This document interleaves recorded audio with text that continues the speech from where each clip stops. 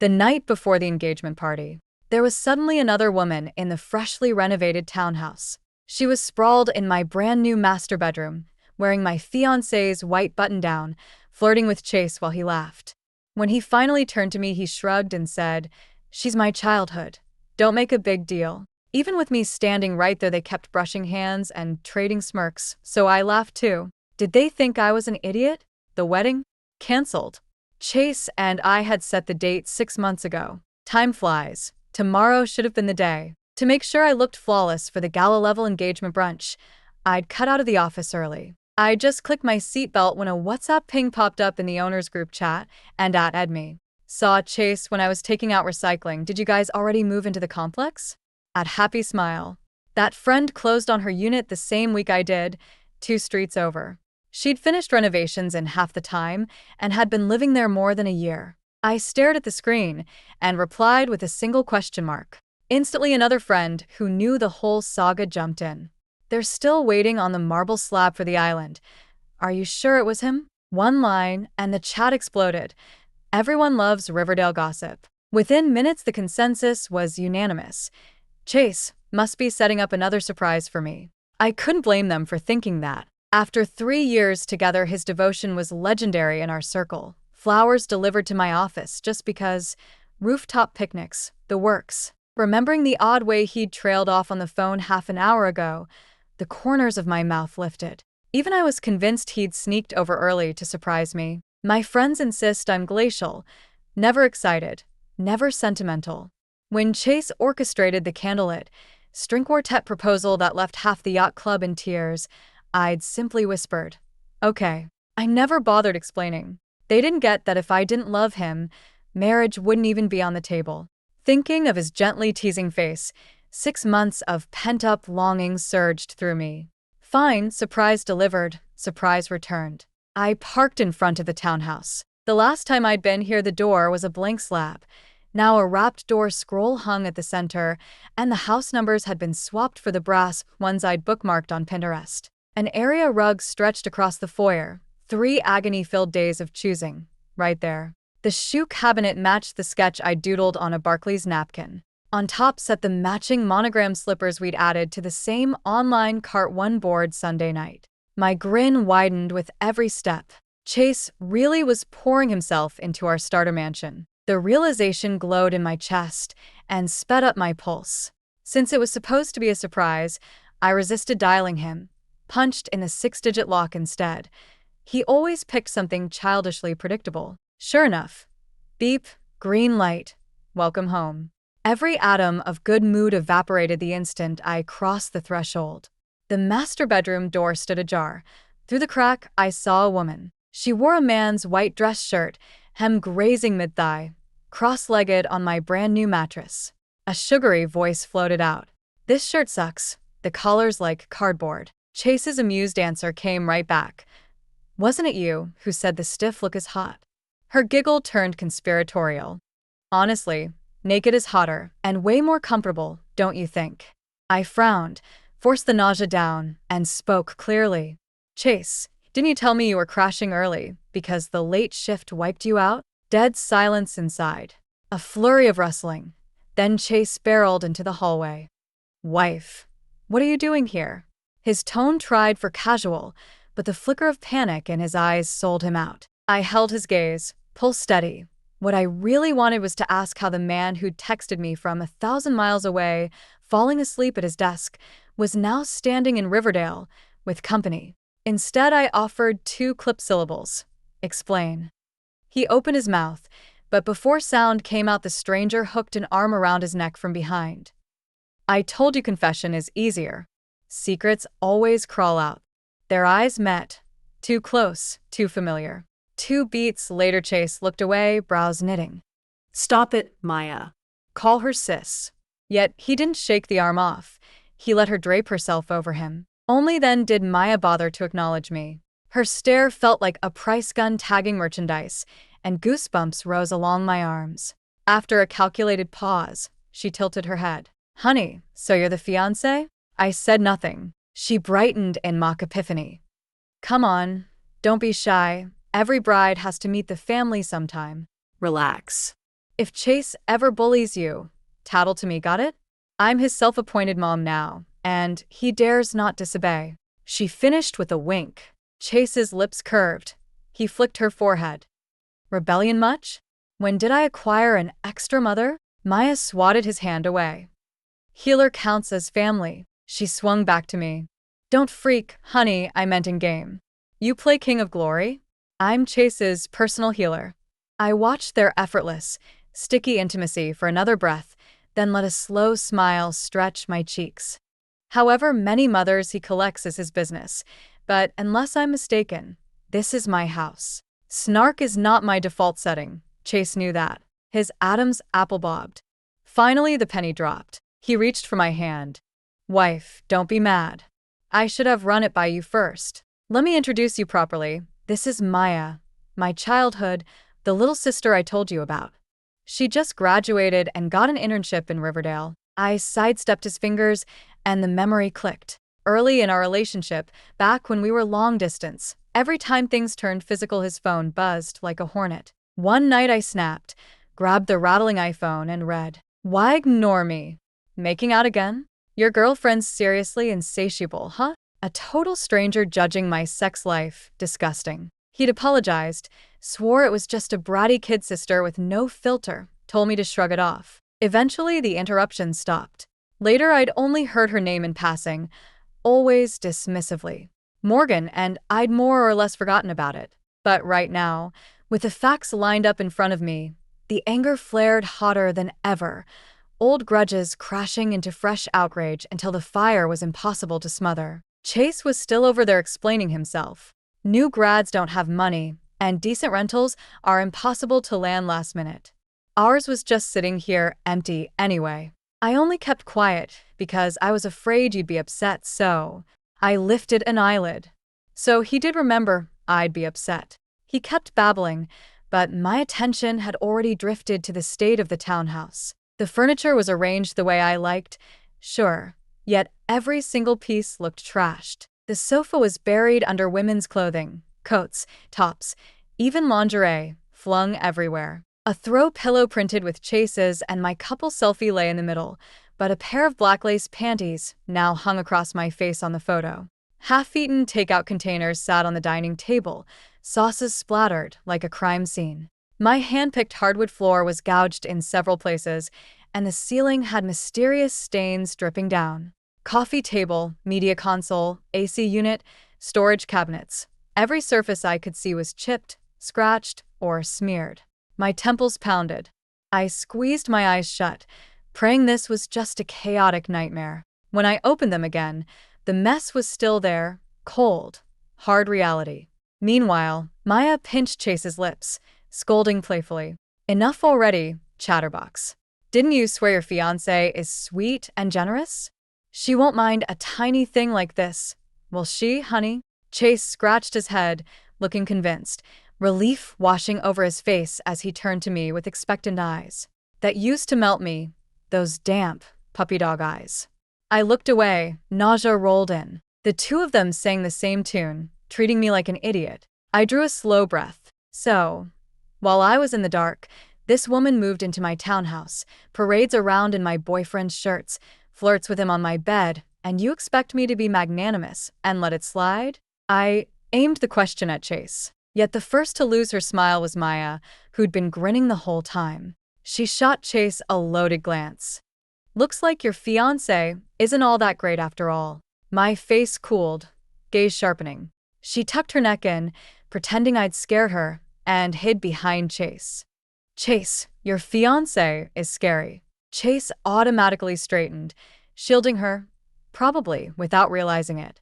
Plain to see whom he was protecting. For a second, I wondered if those two were the real love story, and I was merely the unfortunate extra. Chase stared at me, tone turning accusatory. "Serena, 6 months apart, and you've turned this bitter. Can't you act like a proper fiancé? Quit nitpicking and bullying a kid. Don't embarrass me, okay?" I gave him an incredulous look. "Who said I'm unemotional?" I was half laughing from sheer rage. The air crackled. Maya flicked her gaze between us, bit her lower lip, then mumbled, eyes downcast, "It's just crashing here for a bit. Did she have to be so mean? Now I actually did laugh. Oh, just crashing? Unless I'm blind, you're half naked in a man's shirt, clinging to every innuendo. Need me to spell out who you're trying to hook? Maya squeaked, face exploding crimson, hands clapped over her ears. When she looked up again, tears shimmered. She locked her eyes on Chase. Chase, she's bullying me. Aren't you going to do something? Chase's brows crashed together. Meeting Maya's wounded stare, he dropped the humble act. While soothing her, he threw me a condemning glare. Serena, that's enough. She's my childhood, and a story. Blame me, every mistake is mine. Maya's innocent. Then, realizing he'd snapped, he softened. Wife, save me some face. Apologize to Maya, and I'll find her a new place ASAP. We'll call it even. As he spoke, Maya melted against his chest, throwing me a smug little smirk. That single look detonated the last of my restraint. Even? Dream on. Chase, this is my townhouse. Down payment, renovation, every penny came from me. My name alone is on the deed. I handed you the keys because I thought it would become our home. You whined about shady contractors, so I pulled strings and covered extra costs, tiptoeing around your ego to get you to accept help. You promised me a surprise and banned me from checking progress. I swallowed my mother's constant nagging, even defended you when people asked why a Reno needed 2 years. And what's the result? My own home, and I didn't even know when the renovation finished. All that busy work you claimed? Turns out you were hiding here playing house with your so-called little sister. Generous with my generosity, aren't you? I unloaded every dirty detail, voice ice cold. What? Chase, you told me you owned half this place. Maya interjected at the worst moment. Chase stiffened, speechless. Maybe from her slip, maybe from my barrage. He finally shoved Maya aside and rushed to profess loyalty. She's really just a sister? We've known each other since grade school. If something were going to happen, it would have happened years ago. Wife, believe me. I stared at him for a long beat, then shook my head. Whether anything happened is irrelevant. Lies plus 0 boundaries equals 2 red flags. Both land squarely on my deal-breaker list. My gaze flicked to Maya. You occupied my home without my knowledge and left obvious damage. Anyone else would call the cops for trespassing right now. But I'm reasonable. Since you do know my ex-boyfriend, I'll skip the trespassing charge. Still, to keep things fair, I'm calling the police for an official damage assessment. Pay up, throw out any objections? Then she flicked her gaze toward Chase. As for us, we're done. Tomorrow's engagement party is canceled. There's another sum on top of the necessary compensation for the townhouse. The renovation money I transferred you before? I want it wired back tonight, or I won't hesitate to bring in counsel. She didn't wait for an answer. Right in front of them, she dialed 911. Chase jerked as if she'd pulled a gun. His ink-dark eyes flattened.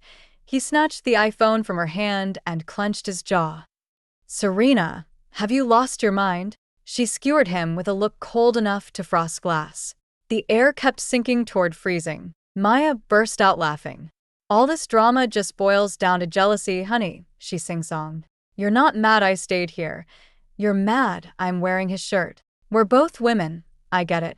But… Her eyes glinted. She pinched the hem of her tee and flashed the pair of men's briefs she had on underneath. It's just clothes. I've got his underwear on too. Don't be petty. We were like this long before you came along. If you're sore about it now, you're kind of late to the party. Serena's eyelid twitched. This girl's wiring is definitely not up to code. Serena was talking money, and Maya was bragging about how special she was in Chase's world. She didn't know the jealousy had already been stamped out. Even rage and disgust had to queue behind the spreadsheet of losses. In her peripheral vision, she saw Chase follow Maya's little show, heat flaring in his pupils before he caught himself. He lifted his eyes to Serena, then, in front of her, slipped his jacket off and draped it over Maya with a weary sigh. So pious. So noble. Wife, don't stoop to a kid's level, he murmured. I've never thought of her as a woman, just a child. No need for either of us to go nuclear. Serena's brows drew together. Suddenly the man looked like a stranger, How had she ever thought she could talk sense into him? The calm she'd glued together cracked. Irritation spiked, and she couldn't be bothered to waste more words. "Give me my phone back. Then get lost." As for the police, she had evidence. She wasn't worried they'd vanish. Maybe her total lack of reaction stoked Chase's temper. All the earlier grovel evaporated. His voice hardened. "Fine, we're out. Serena, with that temper of yours, nobody but me would put up with you. Don't come crying for me later." He yanked Maya toward the door. The next second, Maya's saccharine drawl slipped back into Serena's ears. "Tisk tisk, Chase. I honestly don't get what you ever saw in this psycho." Damn. In 26 years, Serena had never felt her vision go white-hot. Her brain hadn't caught up before her feet sprinted after them. She fisted Maya's hair, whipped her around, and crack, slapped her clean across the face. It happened in a blink. Maya clutched her burning cheek, shrieking, "You hit me? You actually hit me? Even my parents never laid a finger on me." Serena flexed her wrist and gave a soft laugh. "Well, they say the lessons your parents skipped, life will teach you eventually. Here's a free bonus. Stay loyal to your country. Stay loyal to your party." Side chicks deserve every slap they get. Chase lunged, clamping her wrist and roaring, "Serena, apologize." The sudden bellow jolted her back to reason. Right? She'd almost forgotten the other half of the problem. She sneered, drove her knee into his groin, and when he doubled over, delivered 2 crisp slaps, left then right, the sound echoing sharper than the first. She hadn't expected a few slaps to flip his script so fast. Cradling his swollen cheeks, he mumbled an apology through puffed lips. He promised Maya would be out before sunrise, swore he'd hire a licensed third-party firm to inspect every scratch in the townhouse and pay every cent, and vowed he'd explain the whole mess to both sets of parents. The 180 pivot left her speechless, but if he wanted to cooperate, she wouldn't waste police resources. Yet she'd underestimated Chase's talent for rewriting reality. She hadn't even cleared the lobby when her mother's scolding call blasted through. Eleanor railed that engagements, like weddings, were no joke, that invitations were out and half the family had already checked into the hotel for tomorrow's banquet, that everyone knew Serena and Chase were the golden couple, so calling it off now would only hand the town something to laugh about, that Serena wasn't getting any younger, that Chase had simply hidden Maya to spare her feelings, a white lie. Nothing truly unforgivable had happened, so stop being dramatic. Serena listened with a blank face. None of it surprised her. For as long as she could remember, her parents had practiced classic crushdown parenting. Any conflict, any age, any context, if someone else was involved, the fault automatically landed on her.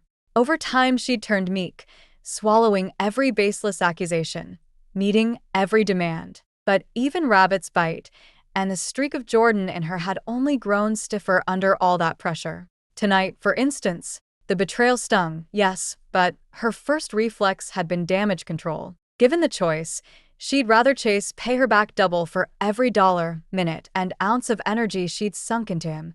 The thought of swallowing the humiliation just to save face never stood a chance.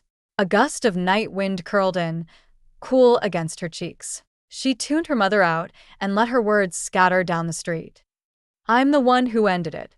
If anyone still wants the wedding, they can marry him themselves." 2 beats of silence came through the line, Eleanor processing the first rebellion in her daughter's life. Next morning, Serena phoned friend, who lined up a certified damage assessment crew. When she unlocked the townhouse door, a sour stench rolled out. She hung back, wondering why 5 burly technicians clogged the threshold, until a woman's shriek tore through the air. The men parted. Serena stepped between them, took one look inside, and laughed under her breath. This time, I'd really caught them red-handed. Or no, caught them red-so-red. My snicker sent Chase into a mortified rage. "Serena, what the hell do you think you're doing?" I watched the 2 of them scramble, clutching at sheets in pride, and gave an innocent shrug. "Property damage assessment." Chase ground his teeth. "I told you I'd pay." "Sorry." I cut in, dangling the deed, a half-smile playing on my lips.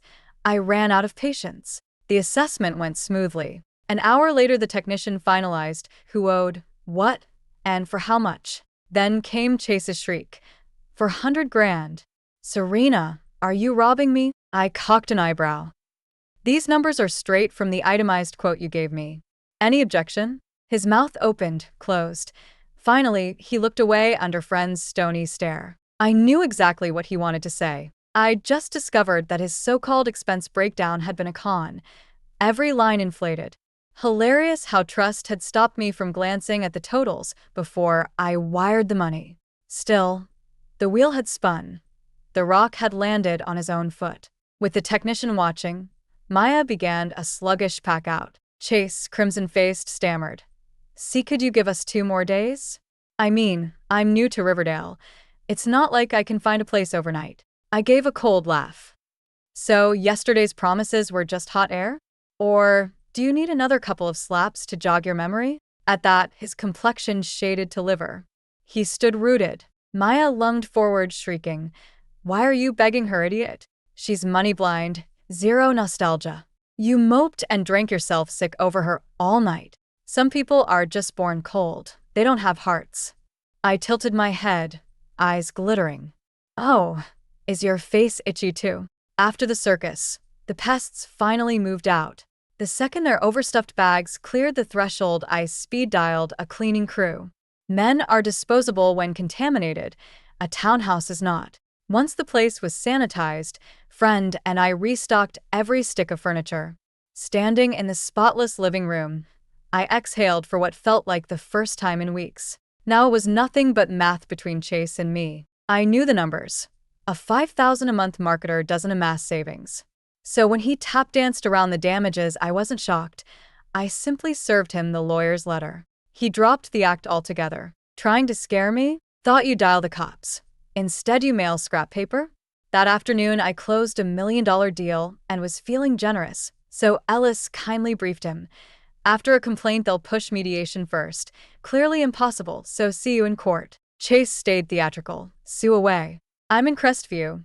You're in Riverdale, and my account's dipped so deep it's sub-zero. Better stall your lawsuit, or you'll lose the filing fee too." And so the circus continued, delay after delay, while he clung to the belief I was powerless. Clearly, he hadn't done his homework. On a rare day off, I phoned management, claiming I'd misplaced valuables, and requested the security footage from the morning I'd discovered his affair. As owner, I got it instantly. The lobby cam showed 0800 Chase arriving at the gate, 0805 alone in the elevator upstairs, 0815 Maya, red-eyed, dabbing her mouth, writing down. Half the minute later, Chase chasing after her, 0826 both back, bickering, bodies colliding, 0831 inside the elevator, he pins her, head dipping, lips locked all the way to the penthouse. I finished viewing with the calm of a judge. Beside me, friend, who had recorded the clip on my iPhone, stood slack-jawed. Finally, he managed. "It's a soap opera? Pure telenovela." I looked down, smiling thinly. The trashier the footage, the easier to claw back my cash, right? I didn't upload it right away. First, I scrolled to Chase's best buddy, confirmed via a 1-cent transfer that he hadn't blocked me, and got straight to the point. I only needed to map Maya's visibility inside his circle. More leverage for collection. Turned out Chase hadn't publicized our breakup. The buddy defended him on reflex. "Sis, you're wrong about the guy. Maya's like a kid sister to us, nothing else. Childhood squad, stick tight. We've got history, you know?" I thanked him politely, then opened the chat with Chase. I tapped the video. Press send. Option A. Pay quietly. Option B. Go viral first, pay later. Fiancé caught hosting side piece in fiancé's townhouse. Headline gold. Wouldn't you say? Across the screen, the typing bubble flickered for an eternity. At last, my phone rang. "Serena, is money honestly worth more to you than 3 years of us?" I don't believe it. Since everything blew up, I'm a different person. Angry, volatile. I can't stop myself. Do you know why? Then he ugly cried full volume. "Because I hate myself. At the start, I only wanted to help Maya, okay? Partly to look generous in front of our friends.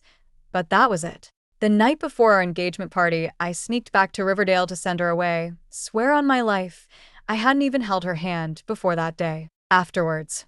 He exhaled, defeated. Afterwards, you saw what happened. Temporary insanity. Serena, I'm sorry. I swear I'll stop the drama and cut her off completely. Please don't break up with me, okay? I know you still love me, or else you wouldn't be holding this over my head. Honestly, I hadn't expected him to launch into a full-blown scumbag confession scene once we'd already reached this point. I was so stunned I forgot to cut him off. By the time his monologue turned truly ridiculous, I finally snapped back. Enough. If you've got spare breath, use it to scrape the money together. We both know a sum this size won't just vanish if you ignore it. Stalling only buys you a day at a time. I've already been more generous than you deserve, Chase. My patience has limits, and I always follow through.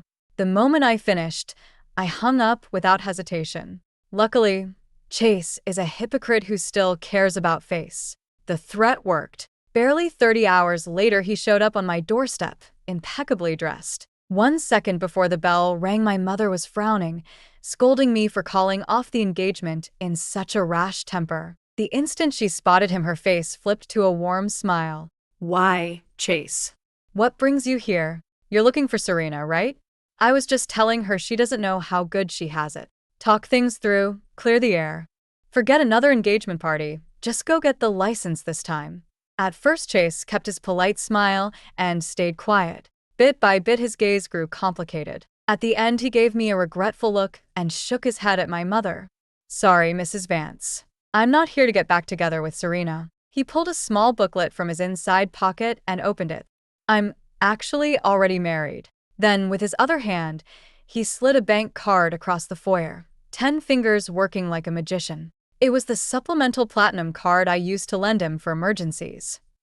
There's $600,000 in there. Pin's your birthday. I promised, and I delivered. From this day on, no more regrets. He kept acting the heartsick romantic. I didn't bother bursting his bubble. I just shot him an "are you kidding" stare and flicked the card into my purse. I'd lost all interest in his clown show. I needed to check the balance. When the string of digits popped up safe and sound, I finally exhaled. Right then, Chase stood to leave. Under my mother's lethal glare, I walked him out, purely for show. Maya was waiting at the gate. Chase's grin turned cocky. He looped an arm around Maya's waist and looked back at me, practically waving a flag. That's far enough, ex-girlfriend. My wife's here to pick me up. He overpronounced the word wife, twisting the vowel like it tasted sweet. Maya played along, lowering her eyes in pretend shyness. Honestly, darling, I should thank honey for letting you go. They locked eyes and started making out right there on the sidewalk, Chase sneaking glances between kisses to see if I'd crack. Too bad. My mind and heart were busy reuniting with my long-lost money. I almost beamed my face into a sunflower. After that, I blacklisted everything connected to Chase and dove headfirst into work. The next newsflash came at a friend's birthday party. Friend said Chase had somehow struck gold. He bought the house next to mine as his wedding nest with Maya, set the ceremony for Bali, and spammed invitations. His spending suddenly sky-high. Talk about drama, right? Was he pretending to be broke when he dated you? Now he flaunts it and parks himself next door. Gross. I speared a cube of watermelon from the fruit platter, munching happily. He can live wherever he wants. I already listed the Emerald Park place. I'd done it the day the corporate transfer came through. A month later, I boarded the flight to my new city and settled back into calm. I thought I was done with Chase forever, until an ordinary afternoon brought a call from an unknown number. A technician from some loan app barked that I'd better tell Chase to pay up or else.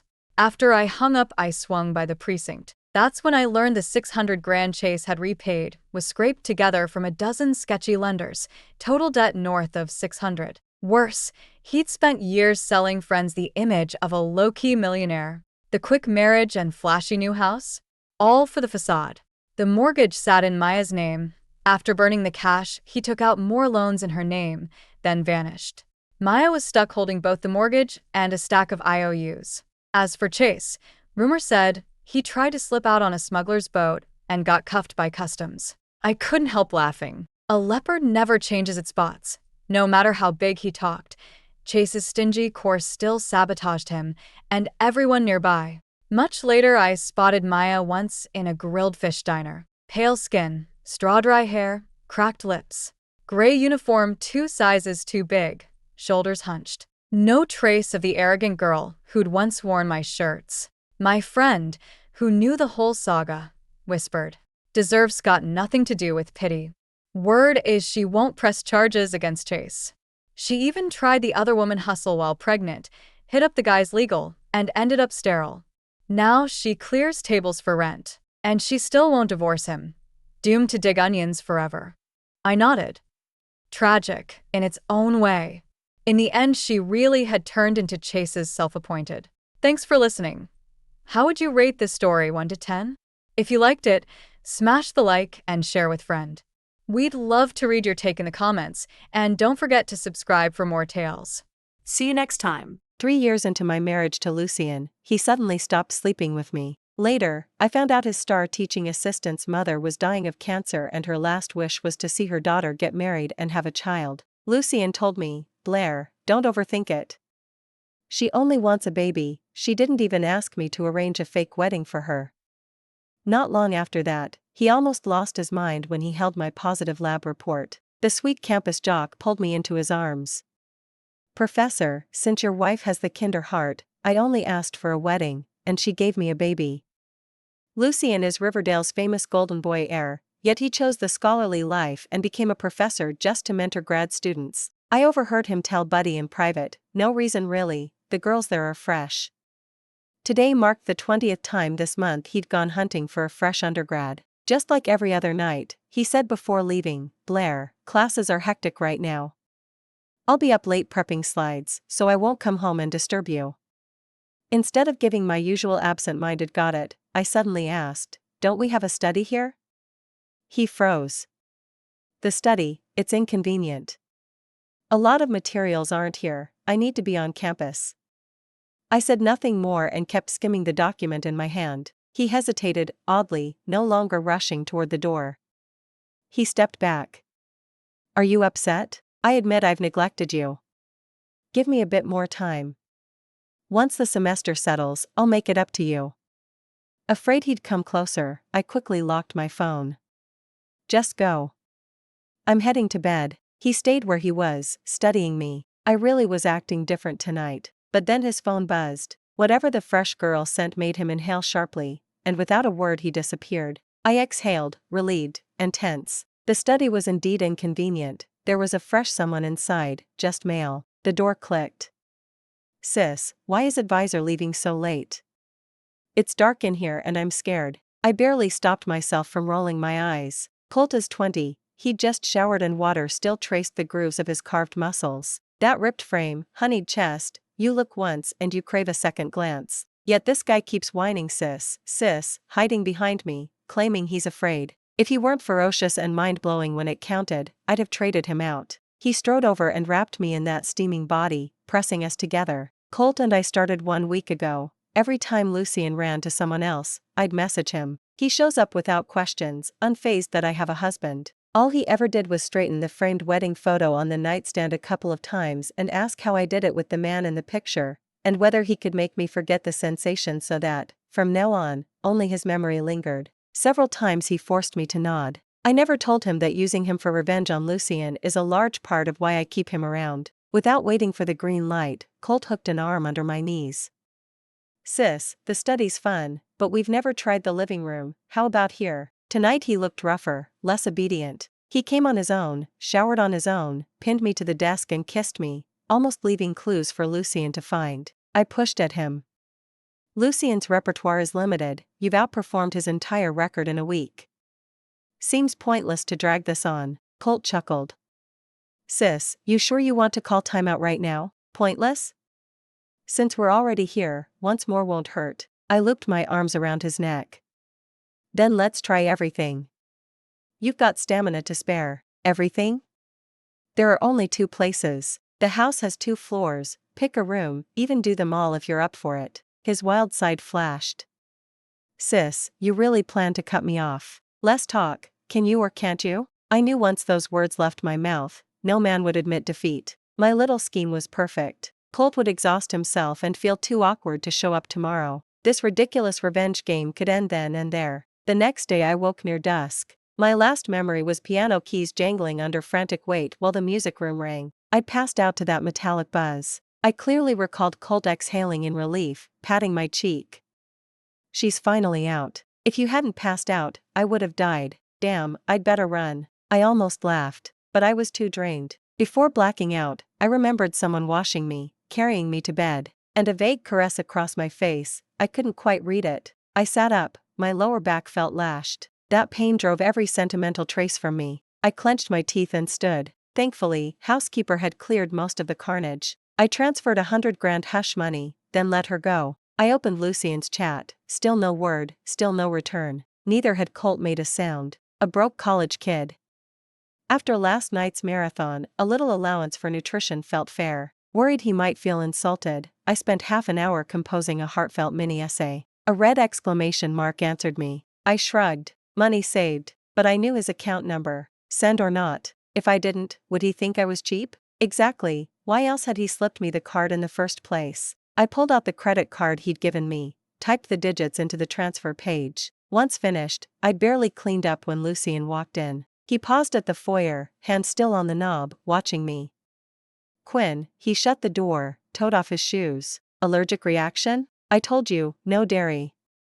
I can't spare hours to drive you to the ER. Subconsciously, I touched my swollen lips, then the red blotches on my neck. I wavered, just come clean. I'd already settled on divorce. As for assets, our prenup was airtight. What's his is his, what's mine is mine. No crossover. Telling him costs nothing. And it'll sting. I cleared my throat.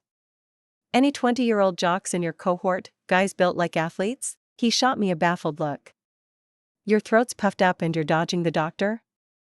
Allergies can kill. Blair, I'm swamped. I admired your independence, that's why I married you.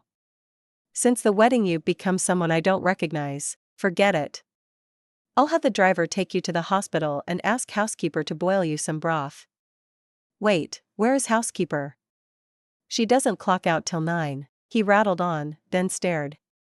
Cat got your tongue? Following my gaze, Lucien scooped up the paper that had slipped from his pocket. Oh, when did this lab report surface? Housekeeper didn't check the laundry. I'll dock her if it happens again. I merely looked away. I didn't mention that innocent housekeeper was already gone, nor did I say the name printed on the slip, Stella. Obstetrics, gynecology, today's date. I sent Colt a friend request. Me, is Stella from your university? Ever heard of her? He replied, nope, sweetie. Never heard of $1 million one-night fee either. Mind if I book a few encores? I set the phone down. I met Colt the day I impulsively dropped by Lucien's campus and spotted him making out with a co-ed. One kiss ended, eyes still glazed, they dove back for another. I'd meant to film them, but Lucien suddenly opened his eyes and glanced toward the window. Instinctively, I ducked, straight into Colt's sweaty chest. He'd been carrying basketballs to the equipment room. Balls thudded down the stairwell as they tumbled one after another. What he ended up holding was me. I buried my face in his shirt. After someone behind us drew the curtain, I pulled away. Colt brushed whatever was under my eye. Sweat's good for something, huh? I've never thought of myself as the soft type. Yet one sentence possessed me like a ghost, and I invited him out. Lucien came home only to leave again. At the door he said, we're expected at the Sterling Manor tonight. Grandfather wants to see you. When I didn't answer he turned back. Problem? A severe allergic reaction can kill. Hadn't he said so himself? I laughed softly and nodded. I pressed ice on the swelling, dabbed concealer over the marks. By the time I reached the old mansion nothing looked shocking. Before I even stepped inside I could hear the noise. Richard and Catherine both hold PhDs, later switched to business and built the family fortune. Stiff, unsmiling people. To hear such commotion, to see them allow anyone to misbehave in their presence, was practically unheard of. Inside, a young girl was bouncing on her toes, peeled grape in hand, feeding it to Lucien. UKY, open up, it's fine. The Prof and Mrs. Sterling won't mind, just one grape. She wheeled around, giggling. Right, Professor? Mrs. Sterling? I'm your favorite, Catherine sighed. You two grew up together. If your father's business hadn't collapsed, you'd have been family long ago. Richard and Catherine still have students this young? She can't be more than 24, 5 or 6 years younger than me, and Richard and Catherine are already past 70. They never even tutored their own son. Startled, I followed the butler Indiana. Even the famously stone-faced Richard sounded wistful. I only advised a couple of papers, no need for titles. If anything, I'd like you to call me what Lucien does. She knows how to work a room. She swung on Richard's arm. Can't do that without a proper name. Why not give me one right now, Professor? I stepped in like a rude interruption. Father, planning to adopt? I turned to the girl whose smile had frozen. And you are? Dylan? Wrong girl. She forced a crooked grin. Miss Whitman, I'm Hannah, Lucien's good friend, also Richard and Catherine's goddaughter of 20 years. Her smile steadied. I've been family since I was 5. Impressive tenure. Lucien reached for me.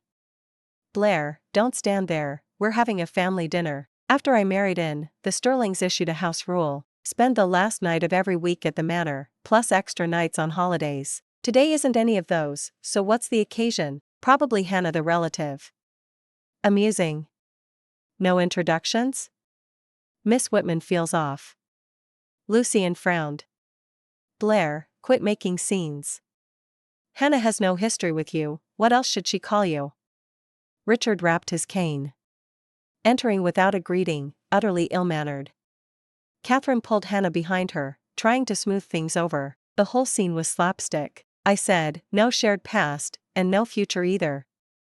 Lucien lowered his voice. What are you implying? You want Hannah gone? What did she ever do to you? I shook my head. The one leaving wasn't her, it was me. We're getting divorced. Bringing it up now was just seizing the moment. Once the idea rooted itself, nothing could uproot it. Everyone looked as if I'd started throwing vases. These past years I'd played the perfect wife. How did they still expect tantrums? I checked my phone and texted while walking out. Too late tonight. Tomorrow, 10 a.m., City Hall. Lucien chased after me, but a thunderous voice behind him declared, I was spoiled rotten. If he couldn't rein in his woman, he needn't call himself Richard Sterling's son. That stopped him. I hit send, turned back, and said, Sam, I formed this charming personality during the 20-plus years before I ever married into your family. You can't take credit. Richard roared at the disrespect of both tone and nickname. Lucien stayed mute. Coward, I thought, my first real disappointment in him. Outside the gates my phone kept pinging. So yeah means what, exactly? Let's be clear, this is mutual. I wired your money back, I'm not on call for cash. Spell it out. That yeah means I can still come? I answered Colt with a single word. Already he was spiraling. I almost unsent. The option was still there. Blair, are you playing me? Unsending yeah equals no? I typed, you still up for it? Then come. Silence for a while. I can manage another round or two, but 2 whole floors? Impossible. Not just me, no guy could. Ask around. Or ask your husband? He caught himself and unsent the last line. Forget it. I'll train harder. How many rooms does your place have? 8, 9. Who needs 20-plus rounds a night? Give me 2 or 3 days, I'll try. I pressed a hand to my forehead. He's the one who boasted. I drove to the Grand, pinged him the room number, 1508? You want my life on a platter? I must have lost my mind, then unsent every line. 20 really is too young. He can't take the heat. Since I was here and the Sterling house was the last place I wanted to be, I stayed. After my shower, while waiting for takeout, I stepped into the corridor and heard a familiar voice. Professor, I feel awful. I know you helped out of kindness, but I'm carrying your baby. Can't you stay with me? Stella, you begged me. You said your mother was dying and her last wish was to see you married with a child. I offered a wedding, you refused, just wanted a lab report to show her. Now you use the baby as leverage? Is this what I taught you? The man was unmistakable. Hadn't he been at the family dinner? How had he reached the hotel in an hour? Then the girl sobbing must be Stella, the one he'd rejected 20 times that month. Could Lucien really be acting from kindness, granting a dying woman's wish? Or did Hannah's return have something to do with it? My guess was confirmed before I shut the door. I'm sorry, Lucien said, but the woman I once loved is back. From now on my heart is hers alone. So he wouldn't set foot in this hotel again. I caught Stella's stunned face. The woman you once loved? Isn't that your wife? Lucien's reply was ice, none of your business.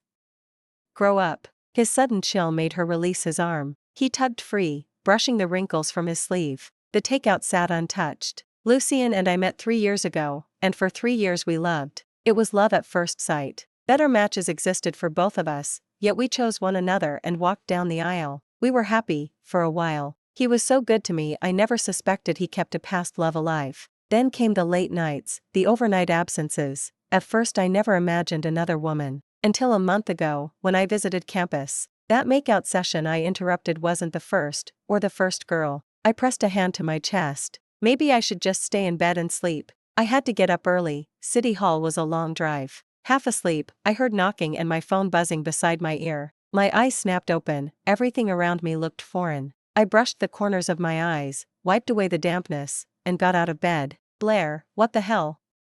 I called the front desk. There is no room 1508, but there is a door marked 1508. If you don't open up, I'm starting to think Riverdale's reigning campus is getting punked again. I pulled the door open and found Colt leaning against the frame, arms folded, face full of grievance. Honestly, I'm not that bad. Maybe I'm not your fantasy, but I'm still top tier. You passed out before we even got started, like I couldn't finish the job or something. I fisted his collar and yanked him inside. He shut up instantly. His eyes darted around. What's wrong? I shut the door. You go to Beacon State? He nodded. Yeah. Why, questioning my degree? I already showed you my ID and credit cards. Speaking of which, you slipped that black card into your purse and forgot to give it back. Can I have it? I'm scared you'll wire yourself another tip. I licked my lips and handed the card over. What's your major at the sports college? It's a sports university, so of course it's movement-related, sports medicine and physical therapy. Why, you're pre-med? Yeah. And Beacon isn't only athletics. Your husband teaches business, right? Pretty flaky if you ask me. Sounded about right for his life arc. His parents were merchants who still clung to scholarly integrity, so they pushed him to get a teaching license and land a university gig. Sounded classy. Business major, still chasing money, so he could slide back into the family firm later. That whole household lived in knots. Colt couldn't figure why I was quizzing him and thought hard. Oh, you mean that Stella chick? I asked around. She's an orphan. He caught his breath. Got adopted later. Used to fly under the radar, but not anymore. Lately she's loud, new clothes, new vibe, totally different person. Did this guy always pause mid-sentence? I shoved him, he didn't budge. You said one more round, just one. It's late and I've got a 3K tomorrow. Come on, let's be quick. He leaned in to kiss me. I told myself, athlete, normal, but he's in med school, still normal? Soon he delivered, calm and logical. Tonight I'll tack on one more set, or go longer. Tomorrow come watch my meet, it's our sports festival. I hissed a small breath. Fields don't break, but people do. Keep this up and I'd need a hospital. I said, fine, but first I need a divorce. Colt froze, then turned savage. When Lucien saw me the next day, his look was tangled. Blair, you don't have to hurt yourself to make me feel bad. We're married, you've always mattered. You said you wanted a divorce. I know that was just heat of the moment talk. Let's go home. Today at City Hall never happened. He reached for me. I'll drive you to the ER, your allergic reaction is getting worse. Don't let it turn serious. The dairy, tell me you didn't overbuy.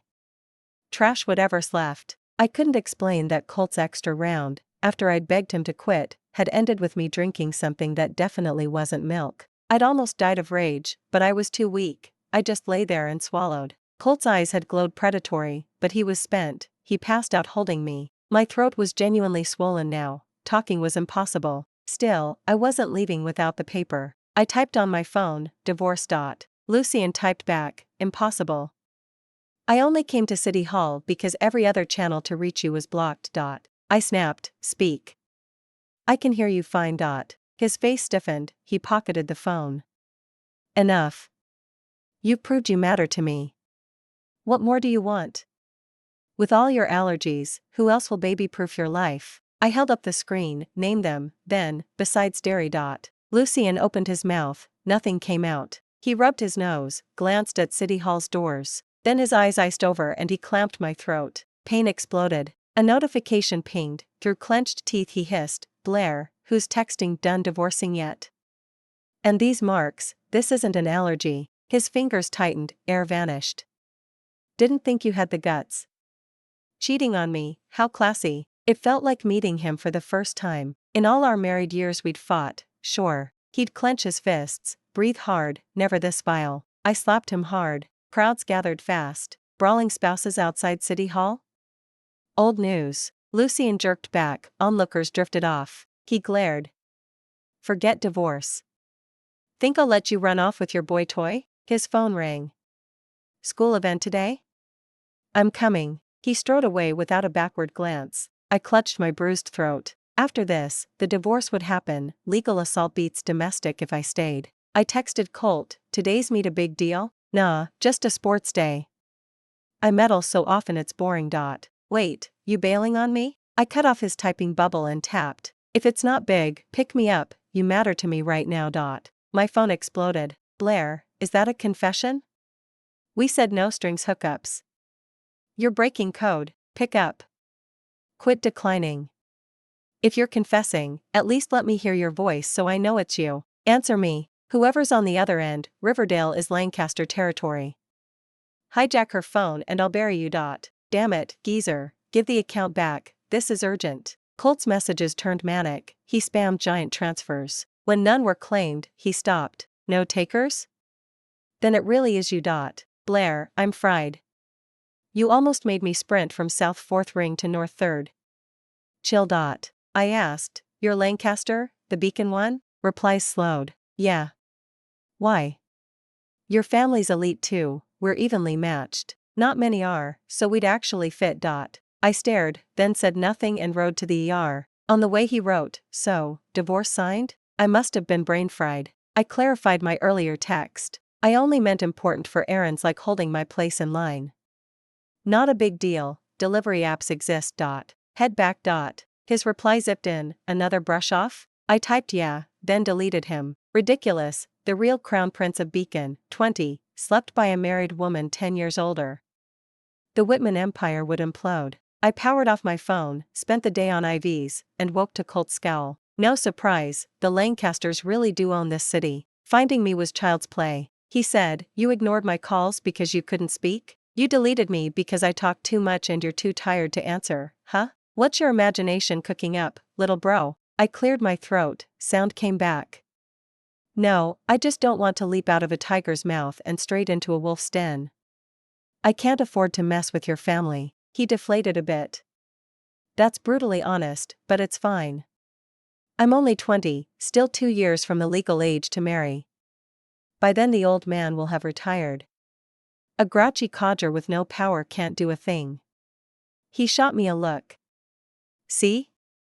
The Lancasters follow the law too." My vision blacked out, and stayed black while I sank into sleep. Lately I can't tell whether it's heart tired or body tired. Either way, life sucks. That day I came down with a raging fever and spent 3 days in the hospital before it broke. On discharge day, Lucien showed up. He didn't look surprised to see me. His mood didn't spike when he spotted Colt either. Clearly he'd already figured out who was beside me these days. More precisely, he'd learned exactly who Colt was. Before Lucien spoke, he weighed his words, finally swallowing half of them. "Let's go.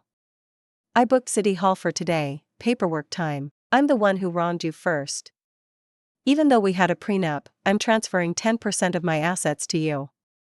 Sound okay?" While he talked, his gaze drifted to the man next to me. Colt stood nearby, arms folded, tall and broad. Pressure radiated from his eyes. Years of soaked-in pedigree meant he could scare people with zero effort when he wanted. Old money, after all. Colt probably hadn't needed much to make the man who once wanted me ripped apart rethink his tone. I didn't feel much lighter. Even after stepping out of City Hall, the rock on my chest hadn't budged. Surprisingly, everyone vanished after that day. No one popped up in front of me again. A month later, Lucien and I were back at City Hall to pick up the divorce decree. Still a threesome, only this time he was the one with a +1. Hannah smiled at me. "Ms. Whitman, such a pity. Before I could even change how I address you, we're officially strangers." I flipped through the property transfer agreement Lucien had given me, pretty generous. Even 10% of his equity stake, and the paperwork was airtight, the gift already executed. I said calmly, so what's your plan now? How will you two refer to those two ancients of the Sterling estate? Oh, and will Lucian's baby be carried to term? Will it call the same two geezers grandma and grandpa as your future kids? What are you talking about? What baby? Blair, what the hell? I've never fought fair, why shield scumbags? Lucian had long known I'd caught him with another woman, not just the night outside the Grand when he realized I'd seen them. That evening in the Sterling Manor, when I mentioned Stella, he heard me, yet never once asked about it afterward. I let the two behind me claw at each other and walked to the car. The engine cough started, then died. Again. Again. I accidentally hit the wipers and watched the pair through the glass, one yanking the other into a possessive embrace. Lucian kissed Hannah hard, again and again. She struggled at first, then tilted her head and kissed back just as fiercely. I rested my skull against the headrest like a clown who should exit gracefully but instead flashes her wounds for the lovebirds' viewing pleasure. Someone opened the door and slid in. Enjoy the show that much? Then let me join. The wipers slapped faster, the car began to rock. Even outside City Hall, where spectacle is routine, passers-by stopped, clucked, filmed. The two outside finally paused, faces dark as they glared. Hannah, clueless, followed their line of sight. She thumped Lucian with a pink fist, shoved him off, wiped her mouth, and ran. When Colt paused, I blocked a repeat performance. He looked aggrieved. I trained all month and took supplements, I'm definitely stronger. I told him to quit fantasizing, he was already at human max. I had no wish to trend online, I just wanted the crowd gone so I could slip out unseen. Colt flattened the seat, patted it, and had me crawl to the back with him. He hugged me and we slept like the dead. When night finally fell, I nudged the still groggy man. That's your idea of conditioning? One round, did that day and night marathon break you? His sockets were sunken. No, I've spent the month at war with the old man. What war? The question almost escaped. I shut my mouth in time. Colt's smile was self-mocking. You don't ask, but I'll tell you anyway. Lucian has no sense, he dumped our mess on the old man's desk.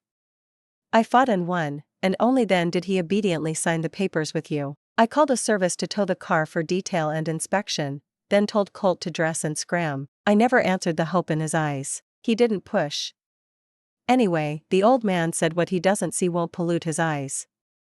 Keep you out of his sight and he can pretend I'm single. The future is long. I knew coaxing the Lancaster patriarch even this far was near miraculous. The higher the tier, the dearer the face. The only grandson of 3 generations tangled first with a married woman, then with a divorcee, unmentionable and undignified. A divorcee equals damaged goods, status drops by default. A wild playgirl still outranks a divorced woman in their ledger. In the Lancaster vintage worldview, attaching themselves to someone like me is a demotion. I understand that, so does everyone else. When Hannah brought the wedding invitation, she spelled it out. Ms. Whitman, I think you're pathetic, don't you? Her gaze dripped pity while her fingers nervously traced her cup. She wasn't confident, yet it didn't stop her from speaking truths I could own. The Lancasters have rooted themselves in Beacon for 70+ years. You think once the old man retires in 2 years the whole network just withers? Of course not. In clans like theirs, no individual gets to choose a life. Least of all Colt, the lone sapling, the lifeline of the Lancaster future. No one will permit us to end up together. Ms. Whitman, actually Lucian was your best match. They say you refused the first blind date, that you were anti-marriage, but when your family tottered your mom forced you with her life on the line and you caved. Lucky for you, the man at the table was Lucian. You thought it was love at first sight, but the real trigger was my father's crisis. I was rushed overseas, and to signal distance from the Sterling family, the Sterlings courted you. In truth, you were nothing but a pawn. Hannah finished, certainty glowing, waiting to savor my collapse. I merely sipped my tea. But Miss Sterling, to decide who holds the chessboard you check who gained the most. The Whitman facade glittered, using the Sterlings to claw back into Riverdale's inner ring in only 3 years. Me? I walked away with 1% of the Sterling founders' shares, $1 billion a pop, plus assorted movables and real estate. Lucian tossed in, $15 billion easy. What did Blair lose? Only an imbalance in affection. Look at the Sterlings. To declare their stance, they funneled cash to the Whitmans. How much they hemorrhaged in this game is anyone's guess. Hannah's knuckles whitened around her cup once she tallied the ledger. So what? Think you've latched onto the Lancaster branch now? Dream on, they'll never crown you daughter-in-law. The Lancasters? Please, let's get one thing straight. I paid the Whitman debt once, no encore. I owe the Whitmans nothing now, so what do the Lancasters even mean to me? What do they mean to a woman already worth $1.5 billion? $15 billion is pocket change in Riverdale, but to the rest of the world I am the fortune. Enough clowning around, I don't need to be roadkill between two family empires any longer. Men? What the hell are they worth, anyway? I'm the empire now, and empires don't hunt for men, they hunt for toys. I stand up, smooth, lethal. So when you learned Stella begged me to give her a baby because it was her mother's dying wish, what exactly ran through your head? Sympathy? That why you didn't throw a fit when you found me with her? And your final reason for the divorce was Hannah showing up? You watched my parents dote on her and it ate you alive? I spin around and find Sam inches behind me, eyes glassy with regret, hand half lifted before he thinks better and pulls it back. Do all men write their own fanfiction? Warmth has been in short supply my whole life, but I don't pine for junk I never had, and it sure as hell doesn't steer my life choices. I brush past him. If you want those founders' shares back, come find me with cash. I only want money, no more sterling contamination. He seems to murmur I already regret it, too low to catch, and I stride out of the ivy without a second glance. I inventory every asset the settlement handed me, then ring up buyers to cash out. One sucker offers way above market value. I'm no longer a $1.5 billion heiress, my net worth just hit 2. Actually, beyond Lucien's payoff I still hold my own little war chest, funds, trusts, short-term notes. After liquidation I bank another few dozen million. Next I sit down with the Whitmans. My parents now have a 1-year-old golden heir. To secure his future they swallow hard and wire me $3 billion, almost half the family balance sheet. They've heard rumors about the Lancaster crown prince and me. Cutting me loose feels safer than risking a whisper in his ear that could bankrupt their precious son. I pull everything, stare at the final figure north of $5 billion, and almost laugh myself sick. 3 years of wasted marriage bought me $5 billion in compensation. Sounds like the most lucrative mistake of my life. Sis, sign already. Even if you ghost me you still want the check, right? Contracts and signed, don't make me bolt. Were you gonna find another pigeon like me? My phone dings. It's a text. Colt and I still haven't re-added each other on WhatsApp. Since the ink dried on my absolute divorce from Lucien, we haven't spoken. His shameless pitch is irresistible. I drop him a hotel address and a room number, sling my bag over my shoulder, and leave. For the whole ride his friend requests spam my screen. The instant I accept, messages avalanche. Sis, I swear I can go multiple rounds, wait for me. You booked me the second we matched. Swear I'm not holding the contract over you, we could have done this anyway. Sis I'm almost there, maybe 60 minutes. Damn this traffic. Reading the avalanche, I finally admit money is a brutal job. Colt is a willing sucker ready to overpay. I'm not the romance novel heroine who tears up the check. Cash is oxygen, gives me wings, and I won't refuse. I order a cold brew in the hotel lobby and wait. Then I spot 3 people I thought were permanently off my radar. They're tangled in their own soap opera, so no one notices me. Yuchi, you're really calling off our engagement? Yes. I don't love you anymore, and I'm done letting my parents direct my life. Weddings cancelled, professorships resigned, now I do what I want. Professor, I'll never see you again? I followed your advice, terminated the pregnancy, and told my dying mom I'd never be her puppet. She died with her eyes bulging in hatred. I avenged myself, all because you believed in me. Advisor, I can't lose you. Hannah Sam Stella, primetime comedy. I'm in a generous mood, so I laugh out loud. I squint, sip, and when Lucien turns his head is struck dumb by the sight. Blair, it's been years since I saw you smile in sunlight. He steps closer, drops to one knee. I'm sorry, Blair. Our story started crooked. I was hooked the first second, but you were my parents' pick and I held that against you. I iced you out. I was a bastard, and it ends now. I swallow cold brew. You resent mommy and daddy, so you resent me? What, your brain still in beta? He flushes ugly but forces a grin. I failed you, anger is fair. Scold away, and when you're done we'll be square, okay? I gag, for real. The nauseating show is yanked backward and smashed to the carpet by a flying fist. Oh, my mistake. The thing that makes me sick might not be Lucien. It's Colt, panting, eyes wild. Hospital labs confirm it, for weeks along. I'm blindsided. Colt is euphoric. He spins me in circles. Perfect, Blair.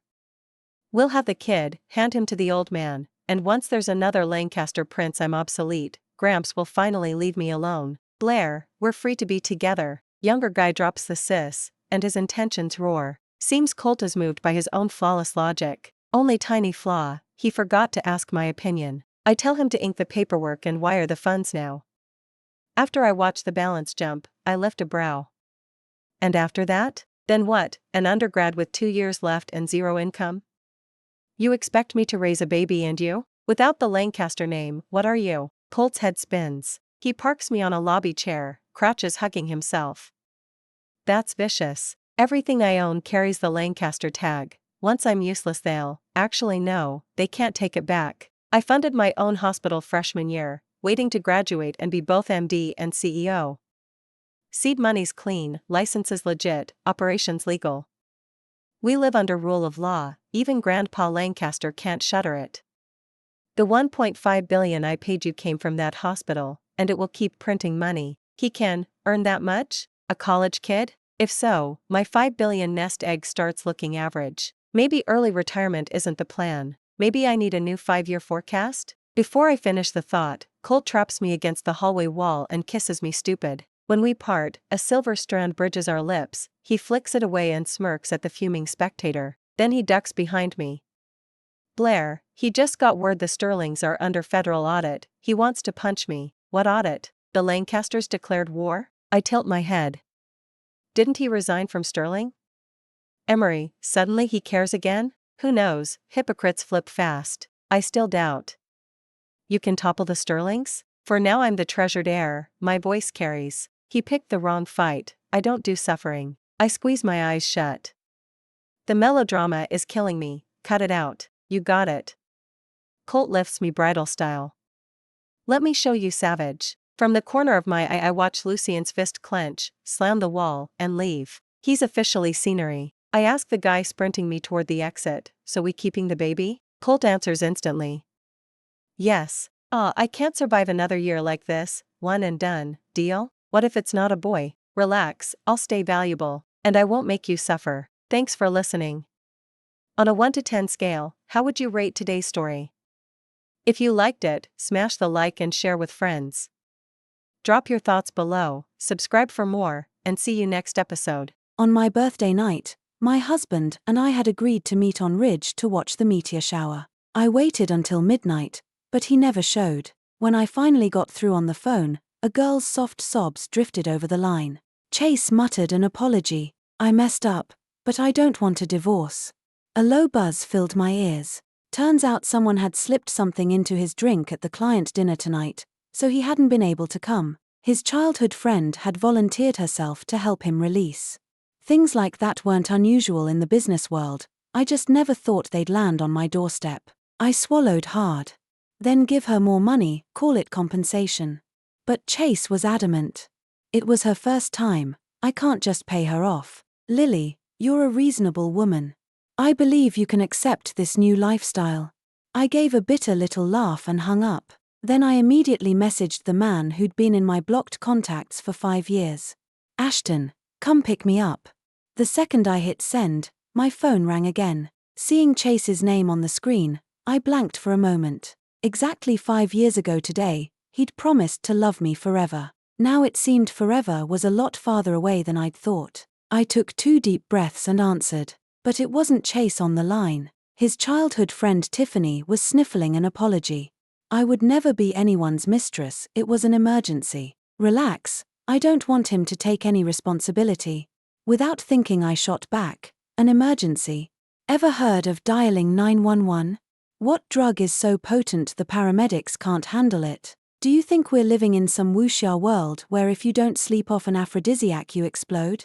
Among Harbor City's wives I'm known as the easygoing one, so my sudden sharpness stunned Tiffany. She stammered, then burst into loud wails. Chase, you talk to Morgan yourself, I'm scared. A clatter came through the phone. Clearly Chase had knocked the ashtray over while he was smoking. I know him too well, he always lights up after sex. Provided the sex was satisfying. I gave a cold laugh.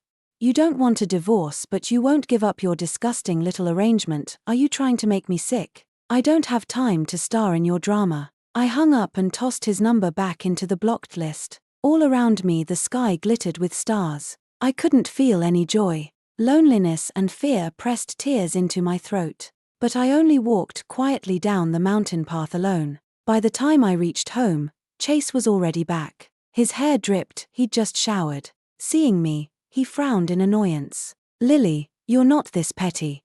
Why do you always turn into a porcupine the moment Tiffany's involved?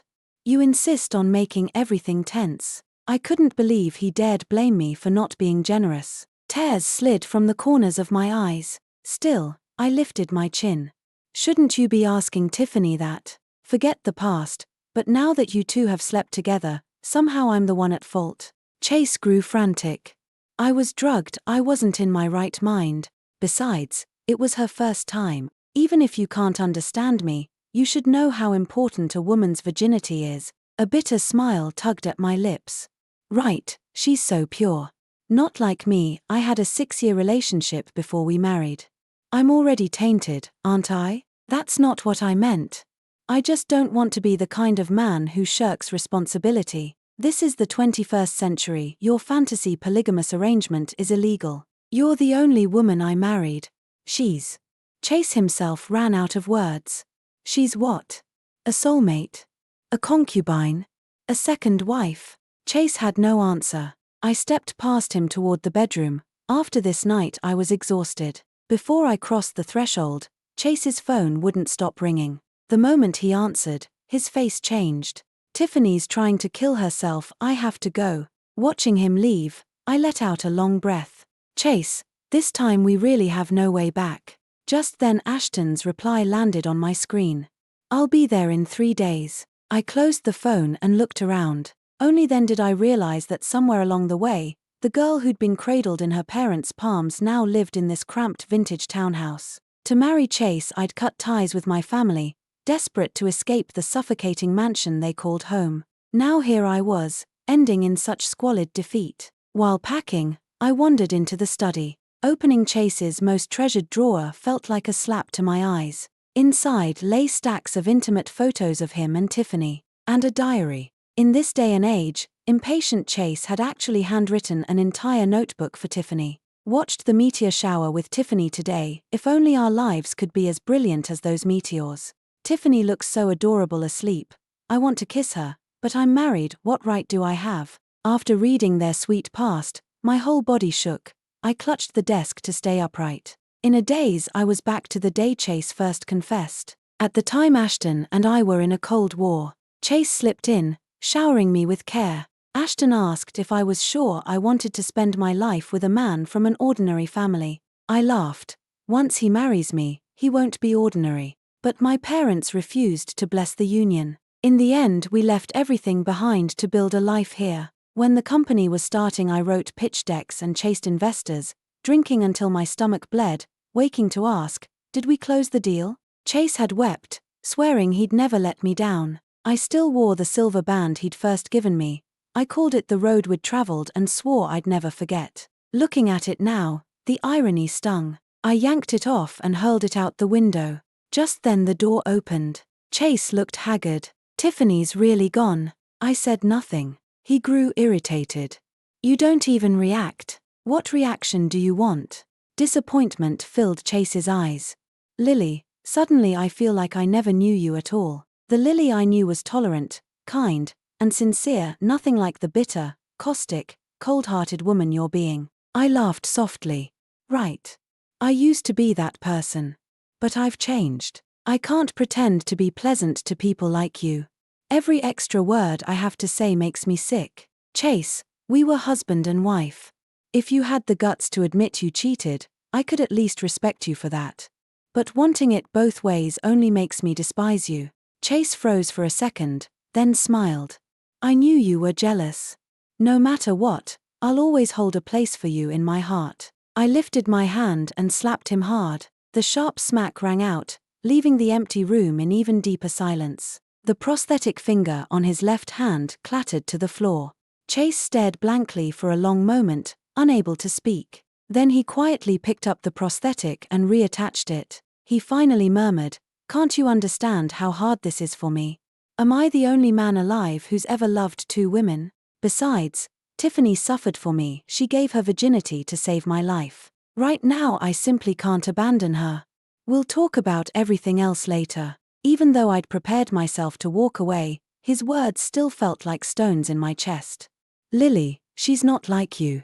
She doesn't have the strength to protect herself, she hasn't seen much of the world. I live by one rule: never owe anything to my own conscience." The next second, Chase's phone rang. He glanced at the screen and cut the call without hesitation. It rang again. He rejected it once more. On the third ring he exploded. "Jamie, this better be life or death." His personal assistant's timid voice answered from the other end. Something really has happened. Tiffany had slipped and fallen down a flight of steps nearly 20 feet high. Multiple soft tissue injuries, a fractured arm. Fortunately, her life wasn't in danger. Chase insisted on taking me to the hospital with him. Along the way he drilled me, "Tiffany's hurt now. Our problems can wait. Don't you dare say anything cruel in front of her. Think of the bigger picture. If necessary, apologize to her." I gave a cold laugh. So the discarded wife has to say sorry to the woman who stole her husband? She saved my life, she didn't steal me. Can you stop being so vicious? He sounded helpless, unable to find a better argument. Inside the ward, Tiffany looked haggard, eyes sunken. Anyone who didn't know the story would assume she'd been jilted. No one would guess she was the mistress who'd enticed another woman's husband. The moment she saw me, she burst into tears. "Morgan, I never thought you'd come. I was sure you'd hate me forever. I did it of my own free will. Please don't fight because of me." Chase beamed as he sat on the edge of her bed, cradling her hand, murmuring soothing words. "We weren't arguing. Lily is very grateful to you. From now on she'll take care of you, just like I do." I was so furious I laughed. "I never said any of that. I used to think only your faces were crooked, now I see your morals are twisted too. You two had an affair. Once we're divorced you can do whatever you want, just leave me out of it." Tiffany's lips went white, her whole body shook. I didn't. I never stole. If my family and friends find out, how will I ever face anyone again?" Chase erupted. "Lily, I'd rather die than be humiliated by you." She yanked at her trying to climb out of bed. Chase hurriedly wrapped his arms around her. One sobbed, the other soothed, both acting as if I weren't even there. Something heavy clogged my chest, heat stung my eyes, but I forced the tears back. Without another word I turned and walked out. I didn't see Chase again until late that night. He came home blind drunk, crashing around the living room and smashing whatever lay in his path. I slipped on a robe, stood in the bedroom doorway, and watched him coldly. "What exactly did you mean today? Are you determined to push us past the point of no return? Calm down tonight, then apologize to Tiffany tomorrow." I answered quietly, "I did nothing wrong. I won't apologize. Do you even know what day today is?" Chase squinted at me for a long while before he could speak. "I haven't stopped loving you, and I'm not trying to break up our family. It's just one more person under the same roof. Why can't you understand that? Stop being stubborn. Let's live in peace, okay?" As he spoke, he pulled a velvet ring box from his pocket. Inside was the exact ring I'd admired months ago. I'd never bought it because of the price. I hadn't expected Chase to purchase it. He pressed the box into my hand, then collapsed onto the sofa and passed out. I stared at the box, emotions tangled inside me. As I turned to leave, the documents in his briefcase spilled across the floor. The top sheet was a property transfer deed Chase had signed over a penthouse in his name to Tiffany, but in my mind Chase had no money. He was famously tight-fisted. "Being thrifty is how you live a real life," he always said. "Too much luxury kills ambition." Because of that, however much he earned, I lived like a monk. So my parents had opposed our marriage. Their first objection: "Marriage should bring you happiness, where has he given you any?" Before him, everything I ate, wore, or used had been first-rate. After him my quality of life dropped at least 2 full grades. When he'd angered the wrong people and lost a finger, even the prosthetic came out of my purse. Yet now he could casually hand an apartment to Tiffany. Then every compromise I'd made all those years was a joke. Thinking back, ever since Tiffany appeared he hadn't given me a cent. Instead he'd kept asking me for money. Once I bought myself a thin gold ring just to cheer myself up. He'd flown into a rage and ordered me to return it. Red-eyed, I'd protested, "It's only $200, we can't be that broke. And the store won't take it back without a reason. I'm not going to humiliate myself." He'd snatched the ring and said he'd handle the return. But when I later stopped by that jeweler and asked casually, the clerk swore Chase had never shown up. At the time I'd thought the clerk had simply forgotten. Then one day I saw that very ring on Tiffany's finger. We'd had a huge fight over it. "You took my things just to give them to her?" Chase hurried to explain, saying they'd simply run into each other and that Tiffany had taken a liking to it, so he'd done her a quick favor. "It's only a couple $1,000s, not exactly priceless. You're not going to be that petty, are you?" Tiffany immediately started to pull the ring off to give it back. "Morgan, don't be mad. It's my fault. I thought he bought it by mistake and went to return it. I even offered to pay for it myself, but he wouldn't take the money. Please don't fight over this. I'll give it right back." But how could I care about a ring? All I cared about was the difference between his loving me and not loving me. The thought made me break into quiet sobs. I stared at the property transfer deed for a long time, until Chase woke up groggy. "Why are you crying?" His voice was hoarse. "Chase, will there ever be a day when you and Tiffany don't have the slightest contact? Lily, don't make a scene. She's in a terrible state right now. If she leaves me, she might actually die." Before I could answer, he staggered up and lurched toward the guest room. A moment later came a loud slam as the door shut tight. Right then Ashton's message arrived. A little earlier than planned. "I'll be there soon." I swallowed my tears and went back to the bedroom to grab my things. That's when I noticed the floor safe in the closet hadn't been closed properly. I opened it and froze. Inside were wads of cash, countless gold bullion bars, and piles of jewelry. The rest of Chase's assets suddenly became easy to imagine. I once read someone online say that if a man keeps crying poor to you, he definitely doesn't love you. Because every man wants the woman he loves to admire him, he'll only show her his best side and never let her see his weakness, helplessness, or incompetence. Back then I didn't believe it. I even showed the comment to Chase as a joke. "Don't worry, honey. I'm not that judgmental. You're still young, so it's natural to struggle a bit. Being able to help you now only makes me feel noble. I could never look down on you. Our love can stand the test of time and the test of money." Looking back, Chase must have laughed at what a fool I was. I stuffed a bag with half the gold bars and jewelry. Just then Ashton's car pulled up outside. 5 years, yet he looked exactly the same. In that instant I felt all my grievances surge up. Tears plopped down one after another. Ashton frowned in distress. "Don't worry. I'll get justice for you."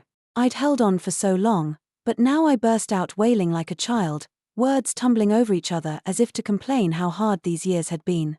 "Ashton, do you know he actually dared to treat me like this? You have to teach him a lesson, make him see I'm not someone he can bully." I cried until, exhausted, I fell asleep without knowing how much time had passed. Only the familiar scent of agarwood on Ashton's body made me feel safe. The car finally stopped. Ashton gently nudged me. "Lily, wake up. We're home." When I opened my eyes I found myself in the garden of the Vance ancestral estate. Mom and Dad stood propping each other up by the front door, waiting. The moment I stepped out, Mom rushed over, eyes red. "My Lily, how did you get so thin and pale?" Dad swallowed several times, but finally couldn't hold back. "How dare Chase do this to you? I know everything. Without your sacrifice, he wouldn't be where he is today. He's utterly ungrateful." I'd been feeling low, but now I worried they'd sink into sorrow. I quickly stopped them from imagining the worst. "It's all in the past. I'm back, aren't I?" In the middle of the night my phone suddenly rang. On the other end Chase vented, "Lily, what's wrong with you? Wasn't I clear enough? Tiffany is in this state, do you have to act out right now?" I said nothing. He sighed in frustration. "You win. Okay, I admit, between you and Tiffany, my heart still leans toward you.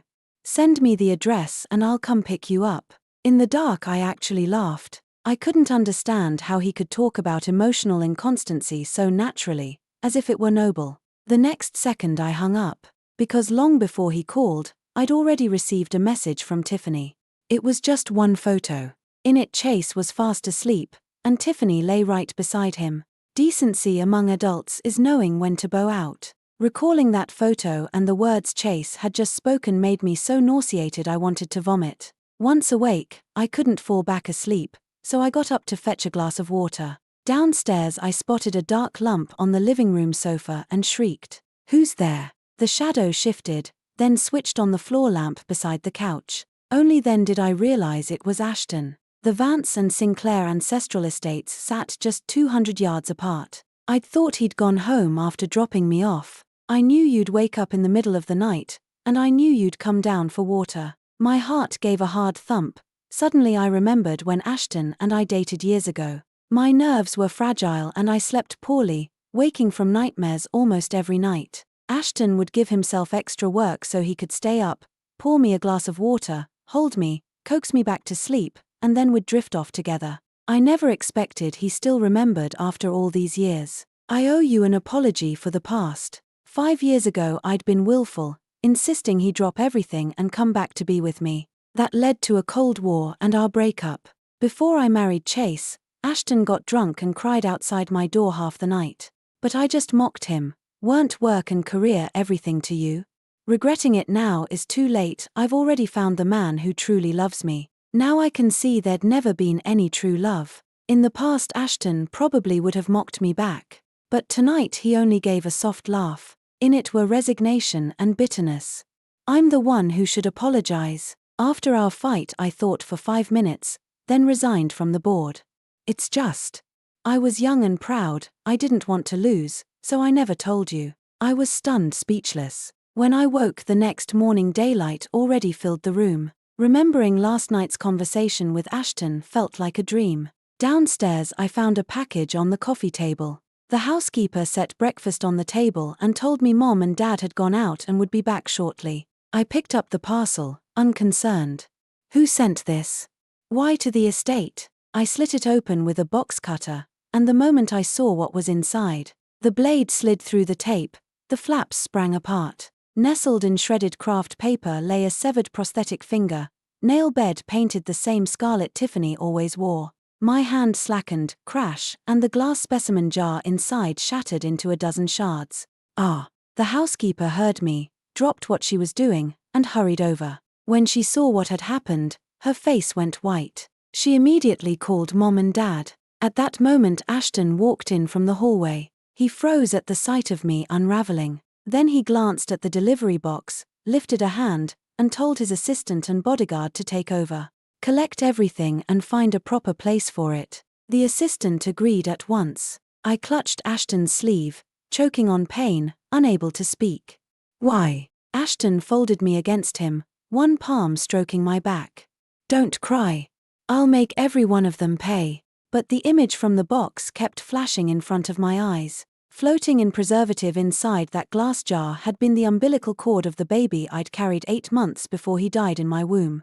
Back then, to help Chase land a make-or-break contract, I'd worked day and night, sleeping only 2 or 3 hours. In the end, the heartbeat weakened, the baby suffocated inside me. I'd wanted to bury him in a cemetery, but Chase said a fetus that small brought bad luck if brought home. I'd begged the hospital to keep the body, willing to pay a small fortune every year. Chase balked at the cost, then dragged in an old who claimed it would trap the child's soul. Quinn, I kept only the umbilical cord, stored with a special agency, a keepsake of the brief life we'd shared. Chase had called me a pervert. I'd almost believed it myself. But because I wouldn't back down, he'd had to give in. I never thought he'd mail it to my home today. When Mom and Dad burst in, they surrounded me, frantic. So what if they're the Manchesters? I'll fight them if I have to. Only then did I realize everything about Chase had been a lie. He wasn't a penniless student, he was the only heir to the colossal Manchester fortune in Seaport. My vision blackened, and I passed out. After that came a long dream. In it I saw Ashton weeping outside the Vance ancestral estate the night before my wedding. Lily, If you really don't love me anymore, then go find your happiness, but not with a fraud. At the time I'd thought he was lashing out, looking down on Chase's poor background. Now I understood. Ashton had known Chase's identity all along. But since I wouldn't listen, and he'd hoped Chase would finally see my worth and love me, he'd stayed away. In the dream I sobbed Ashton's name. Suddenly warmth encircled my fingers, someone was holding my hand. I'm here, Lily. I'm right here. Lily had truly vanished. No matter how fierce their fights, she'd never pulled a disappearing act. This time she'd been gone more than 20 days without a word. Chase crushed his cigarette, stalked to the balcony for air, and saw the pot of flowers she'd kept was dead. He snapped a photo and sent it to his assistant with orders to find the city's best horticulturist and bring it back to life. Hours passed. The assistant still hadn't managed. President Manchester, that variety is almost impossible to source. Most growers don't know how to care for it, let alone revive it. Chase suddenly pictured Lily tending her seedlings on this balcony. He'd always been impatient. They're just 2 pots of greens, why waste so much time? Lily would laugh and say he didn't understand living. Our life's hard enough, we can't give up hope. If I nurse these plants, maybe the apartment's luck turns and your work gets easier. In her eyes, he was merely an ordinary scholarship kid. A lucky stray she, the heiress, had picked up. He'd struggled to build a tiny career of his own. She'd often dipped into her private savings to cover rent, even stuffing cash into his wallet before client dinners, afraid he'd come up short. Thinking of it now, Chase's lips curved in a faint smile. Footsteps sounded behind him. Tiffany walked in, complaining as usual. What's so special about this dump? You act like you can't leave. Lily's gone anyway. Why not move back home? What are you waiting for? Chase said nothing, his gaze landing on the $1 million rock glittering on her finger. Lily loved rings, she owned a whole box of tiny bands he'd scolded her for wasting money on. The whole collection still cost less than one of Tiffany's handbags. Yet he'd been stingy with her. Pretty. I snapped it up at Sotheby's last week, almost 500 grand. $500,000 for a single ring. If it were Lily, she'd have poured that $500,000 into his company. He remembered the night he'd confessed to her 5 years ago. A friend had warned him, Lily's first love was Harbor's golden boy, Ashton of the old money Sinclairs. People say you're on his level. If you scoop up his leftovers, you lose face. Plus, who knows if Lily's sincere? Let's bet don't tell her who you are, and see how long she stays. Quinn, Lily had stayed 5 years and never tasted an easy day. Seeing Tiffany flash that 500,000 ring, Chase felt a sudden stab of heartburn. Lily was born with a silver spoon, yet she'd swallowed every bitterness for him. Tiffany pinched her nose. This place is uninhabitable. I'm out. Off to drink with your brothers again? Last I checked, only children don't have siblings. Tiffany frowned. They're just friends. Don't be boring. Besides, you won't marry me, so what right do you have to police my freedom? The closer he'd gotten these past weeks, the clearer it became, Tiffany and Lily were opposites. Busy or not, Lily had always been content alone. When she went out, she texted him first. He'd found her tedious then. But Tiffany roamed with packs of guys and girls, coming home wasted. Sometimes he'd walk in to find another man's hand sliding up her thigh. He could not stomach a wife like that. He had to find Lily. Outside the room, voices erupted. What are you doing here? You don't deserve to set foot inside. I've come to take Lily home. Home? Her home is right here. Who do you think you are? I handed my daughter to you, you broke her heart, and now you dare show up claiming you'll take her home. After a brief scuffle, Chase still forced his way in. He carried flowers, intending to place them on my nightstand. But Ashton blocked him. Get lost. Chase frowned. This is between husband and wife. What right does an outsider have to interfere? Ashton sneered. If I hadn't been such a proud idiot back then, a rat like you would never have squeezed in. Who's the outsider isn't so clear-cut. Let me warn you, Mr. Manchester, keep your mistress on a leash. Pull any more of those filthy stunts and you'll discover I'm a lot less patient than Uncle Vance. Chase eyed him suspiciously. What are you talking about? Tiffany is the purest girl alive, what could she possibly do? Ashton had been ready to spell it out, but I'd already asked him not to meddle in other people's karma. Chase lacked the brains to see through people. When the backlash hit, it would be his alone. It had nothing to do with us. Thinking that far ahead, I couldn't help wondering how he would feel the day he learned what his spotless moonlight had really done. Chase was still waiting for an answer. Ashton yanked the prosthetic finger from his hand. To pay for that thing, Lily pawned the earrings her grandmother left her. She was that desperate. And you? The whole fight happened because you wanted to save face in front of Tiffany. I'd never known. So he'd already been in touch with Tiffany back then. The only heir to the Seaport fortune, reduced to helplessness over a woman. And I'd actually believed it was a business clash. As Ashton stripped his lies away one by one, Chase looked at me in panic. I neither cried nor raged, I simply stared back, calm. The man in front of me felt like a stranger. My 5 years had become a thorough, ridiculous joke. Mom slipped an arm around my shoulders. Sweetheart, don't believe another word from him. I can't even imagine how you survived these 5 years. The person sharing your bed never showed you an ounce of honesty. My Lily gave her heart to the wrong man. Ashton hauled Chase out. I shut my eyes, pushed the chaos away, and drifted off again. When I woke and went downstairs, sure enough, Ashton was still there. Today I caught a faint scent of alcohol. Under the dim glow of the floor lamp, his eyes glistened with tears as he looked at me. Lily, I know it's late, but I have to ask. Give me one more chance, please? Riley, I finally answered, voice cracking. If you loved me that much, why didn't you come to me? You waited until I was almost married before you showed up. Chase told me you'd said you never wanted to see me again. I never said that. Silence swallowed us both. I couldn't blame only Chase. If we had trusted and understood each other back then, maybe we wouldn't have ended up here. I don't know how long passed before I walked over and sat beside Ashton. Ashton, is it still possible? Will you mind that I was married? Will you think I'm tainted? Ashton spoke softly. Don't waste time on useless what ifs. My love for you is bright enough to light the rest of my life. I could never despise you. Soon the lawyer finalized my divorce. Mr. Manchester refused to sign at first. When I mentioned you and Mr. Sinclair were waiting to marry, he froze, went quiet for Riley, then signed. As I left, he asked me to tell you. Only now does he realize how hard it is to turn back after doing something wrong. Sometime later, I heard about Chase and Tiffany through acquaintances. Chase walked in on Tiffany tangled with another man, limbs wrapped around him, cheeks flushed. Chase's face turned green. Just as he started to confront her, she fainted. At the hospital, the doctor announced she was 2 months pregnant. Count back, she'd already been pregnant even before she slept with Chase. So what was all that talk about her first time? Chase demanded why she'd lied. If you hadn't, Lily and I would still be together, you bitch. Tiffany didn't care in the least.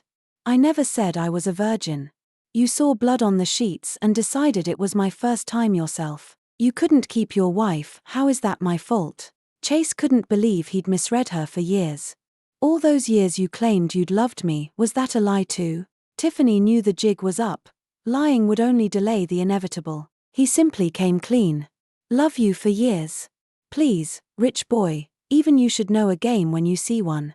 I just wanted to marry money and climb the social ladder. Who knew you'd suggest a polygamous arrangement? Chicken flew, egg broken, your own doing. Chase exploded, hands closing around her throat. If his assistant hadn't rushed in, Tiffany might have died. Later, Chase cut off every job and contact she had in Seaport, ruining her future. He packed her off abroad. He wanted to come back to me, but shame stopped him. Besides, he couldn't find me anymore. I'd already left Seaport with Ashton, beginning a brand new life. Not long after we married, I got pregnant. Afraid my past still haunted me, Ashton suggested we wait on children. I only smiled and shook my head. I really want to see who our baby will resemble. If it's a boy, I hope he's like you, someone who'll make his mark. If it's a girl, I hope she's like me. No matter how much pain she meets, she'll still find true love in the end, okay? Ashton's nose reddened, a tear dropped as he lowered his head. When he looked up again, voice thick, he answered. Don't be like me. Be like Mom, brave, beautiful, innocent. I wiped his tears, wrapped my arms around his neck, and coaxed him until he stopped crying. Once he was asleep beside me, I rolled over, opened my phone, and blocked that unfamiliar number. Thanks for listening to today's story. On a scale of 1 to 10, how would you rate it? If you enjoyed this video, please like and share it with friends. We look forward to reading your thoughts in the comments. Don't forget to subscribe for more wonderful stories. See you next time. My husband worked security in an upscale lakefront community. The very day a billionaire set her sights on him, he asked for a divorce, terrified I'd block his sprint up the golden ladder. I agreed cheerfully and scrawled my name on the divorce decree while the ink was still wet. 1 month later I spotted him in the complex, paraded on a leash like a dog by that moneyed woman. A 6'2" frame, whittled down to something barely human. Julia, as long as you sign, I won't forget the favor. Once I'm living the better life, I'll make sure you're taken care of. Leo's grin couldn't stay in its lane. I'm walking away clean, those cramped rooms bored me years ago. I practically danced as the pages crawled out of the printer. Before they even cooled I yanked the decree and signed. I rose, meeting his eyes. I get it, we're divorced now. Go, don't waste another second. He sneered, Julia, I know you've always looked down on me, even refused to have my kid. From today on, I'm out of your league. Joy ballooned in me. A gift like that really exists? Jamie pointed at me, each word a hammer. What the hell do you mean? You won't cry till you see the coffin, is that it? Still feigning innocence, since it's such a golden ticket, why are you still jawing at me? Scared someone else will grab it if you're late? Leo ground his teeth, gave a sharp nod, then whirled, only for me to snag his sleeve.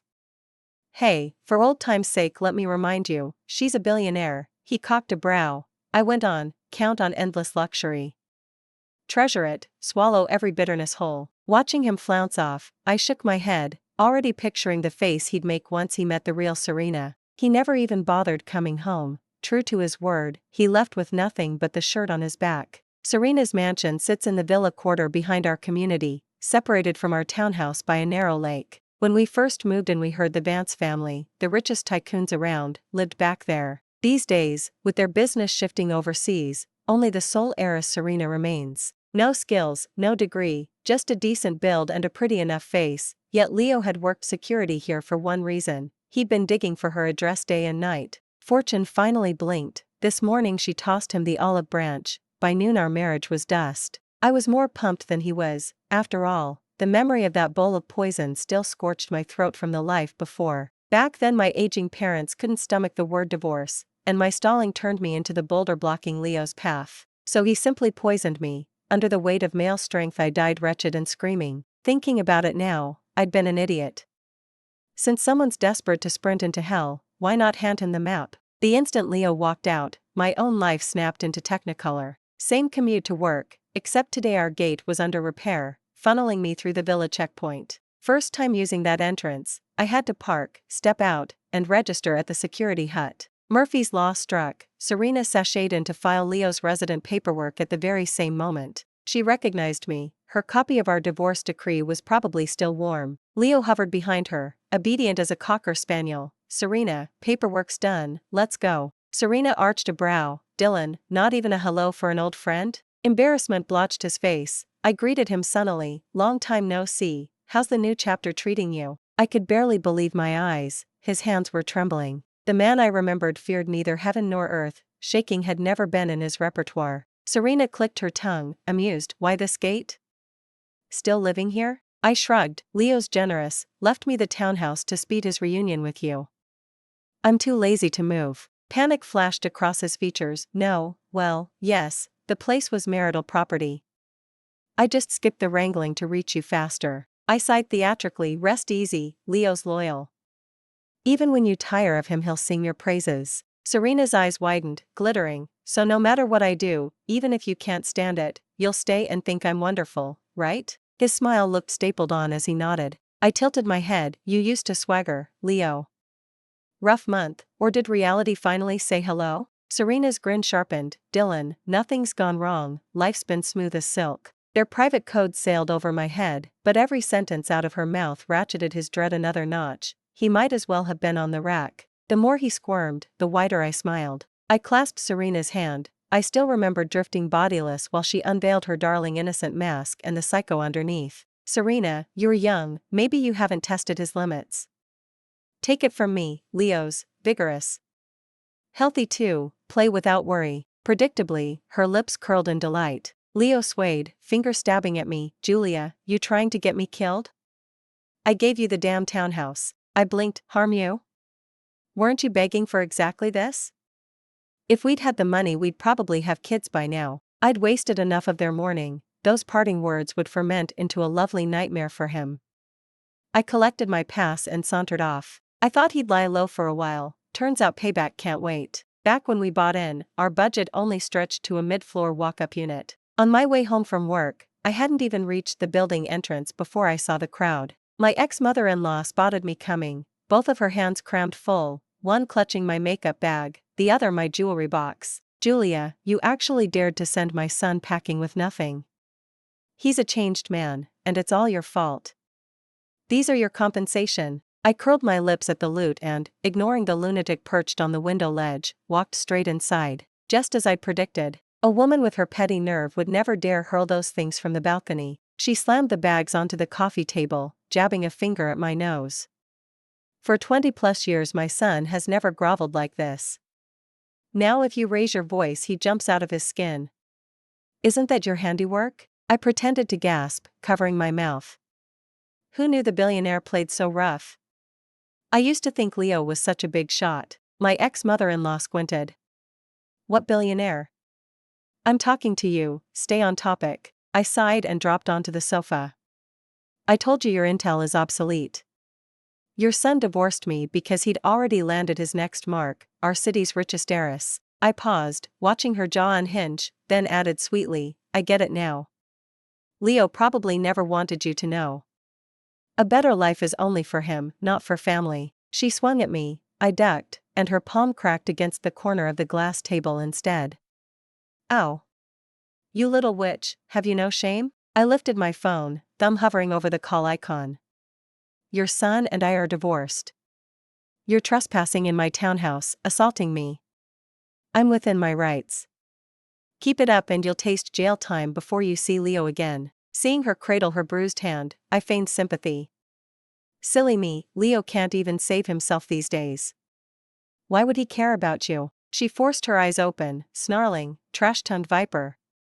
My son was born under a lucky star, a dragon among men. You're just jealous of his good fortune. I shrugged, there's no reasoning with the willfully blind. Once the pain subsided, she jabbed again. Don't imagine you'll keep this place, Julia. My family paid for it, you only covered decoration. I'll fight you for every brick. True, they'd bought the shell, but my renovation budget could have purchased 2 more townhouses like it. I closed my eyes calmly. For now it's still my home. Walk out on your own, or I'll escort you. She flung herself about like a fish on deck. I'm your elder. Drag me out and I'll sue you into the ground. I marched to the bathroom, fetched the plunger, something questionable still clinging to the rubber cup, and held it inches from her cheek. Then let me show my filial piety, stay for dinner. One sideways glance at the dripping plunger and she sprang up, shrieking toward the door. She yanked it open, curses ready, then froze. Serena was walking Leo on a leash. Yes, walking. Leo? My ex-mother-in-law's pupils quaked. She shuffled forward, dumbstruck. Leo looked right through us as Serena tugged him toward the package pickup. When she collected her parcel, no neighbor dared glance over. Serena's reputation traveled faster than gossip. Leo! What are you doing?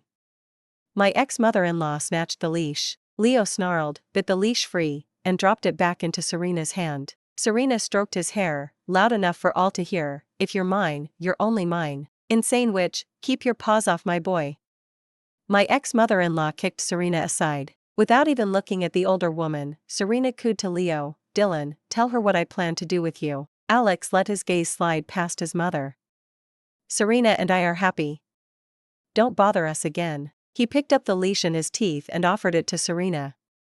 Smiling, she led him away with her boxes. I'd meant to leave this circus and start fresh, but after witnessing that spectacle I changed my mind. Last life, Leo had poisoned me in a single night.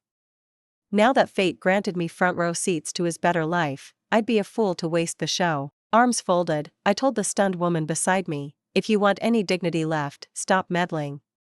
If he lets himself be led like a dog today, what will he become tomorrow? She opened her mouth to curse, noticed every upstairs window crammed with onlookers, and slunk off in humiliation. After work, everything felt eerily normal. I exhaled, maybe my life as a quiet spectator could finally begin. I pushed open my door, and found Leo sprawled on the couch like he owned it. Well, look who's back. Jamie. I circled the rooms twice, no sign of anyone else. Jordan smirked. Afraid I brought friends? Worried about him? I almost laughed. We're all humans here. Not pets on a string. I scanned the cramped living room. Tired of the gilded cage already? My walk-up unit doesn't come with a leash hook. Leo shot up, red-faced. This townhouse was my family's purchase. I've changed my mind, it's mine. I lifted an eyebrow. Does your owner know you're here? Panic flickered across his face. Then he straightened, warning, whatever I do, I'll always stand above you. I lowered my hand, amused. I'm here for one thing, I'm turning this place into Serena's pet playroom. Move out, while you still can. I looked around the townhouse and curled my lip. If your little billionaire knew you came looking for me today, do you think she'd let you off easy? Leo stepped in close, fingers hooking under my collar. Julia, I'd advise you to keep your mouth shut, this won't do you any favors. I blinked innocently. Why are you so close? Planning to kiss me? Want to rekindle what we had? With a brutal shove he flung me onto the sofa. Once I get through this patch, my better life starts, what would you know? Move out, fast, and stop fouling up my view. Through the kitchen window I caught the gleam of a pink Rolls-Royce just parking. I stepped up behind him and wrapped my arms around his waist. In the calmest voice I could muster, loud enough to carry, I said, I knew these years with you weren't wasted. Every word you said is carved in my heart. I'll wait for you, quietly. From now on I won't appear in front of you again, I won't be a bother. Leo spun around, staring. Julia, what kind of stunt is this? The next second he saw the slow smile spreading across my innocent face, and a chill crawled down his spine. Dylan, what are you two talking about? You look awfully cozy. His throat bobbed, he swallowed hard, terror naked on his face, and dropped to his knees with a thud. Serena, he said those things on purpose so you'd hear. We didn't do anything. I only came today to make her leave, so I can turn this place into a pet playroom for you. Serena's brows pinched. But you told me you only had eyes for me. When I walked in, you were definitely looking at her. His hands shook as he gripped her shoulders. Serena, believe me, since the day I came to you, my heart, my eyes, everything is yours alone. I can swear it. Her lips kept that half smile while a jewel-bright nail traced his cheek, pausing at the corner of his eye. I don't want your oath. Tell me, which eye did you use to look at her just now? Watching the two of them, I felt my skin prickle and an urge to bolt. Leo opened his mouth, but before a word came out her nail had sliced his eye. He howled in agony. Serena cradled him, cooing, Dylan, don't cry. This is the only way you'll remember. From now on your heart and your eyes are mine alone. She lifted his face tenderly. Dylan, don't be sad. Even odd-colored eyes are beautiful. You'll be one of a kind in this world. Her gaze flicked to me, I stepped back instinctively. I'd always known the billionaire heiress had quirks, but not this extreme. Since you're not ready to move out, I'll give you 3 days to take your things. After that, you're never to pester him again, he belongs to me. She tucked herself against him as if they were fusing into one. I waved my hands frantically. No, no, keep the place, turn it into your pet playroom. I've got somewhere else. Hearing rumors had been nothing compared to seeing it myself.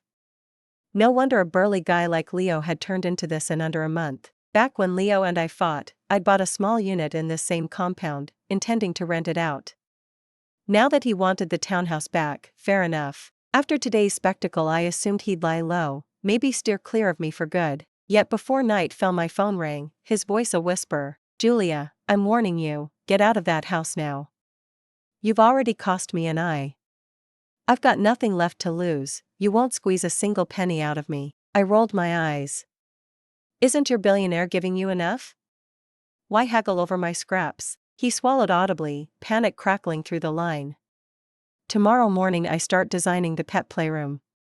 If anything goes wrong, she'll take it out on me, and on you. High-heeled clack sounded in the background, the call cut off. I'd already relocated, but the conversation gnawed at me.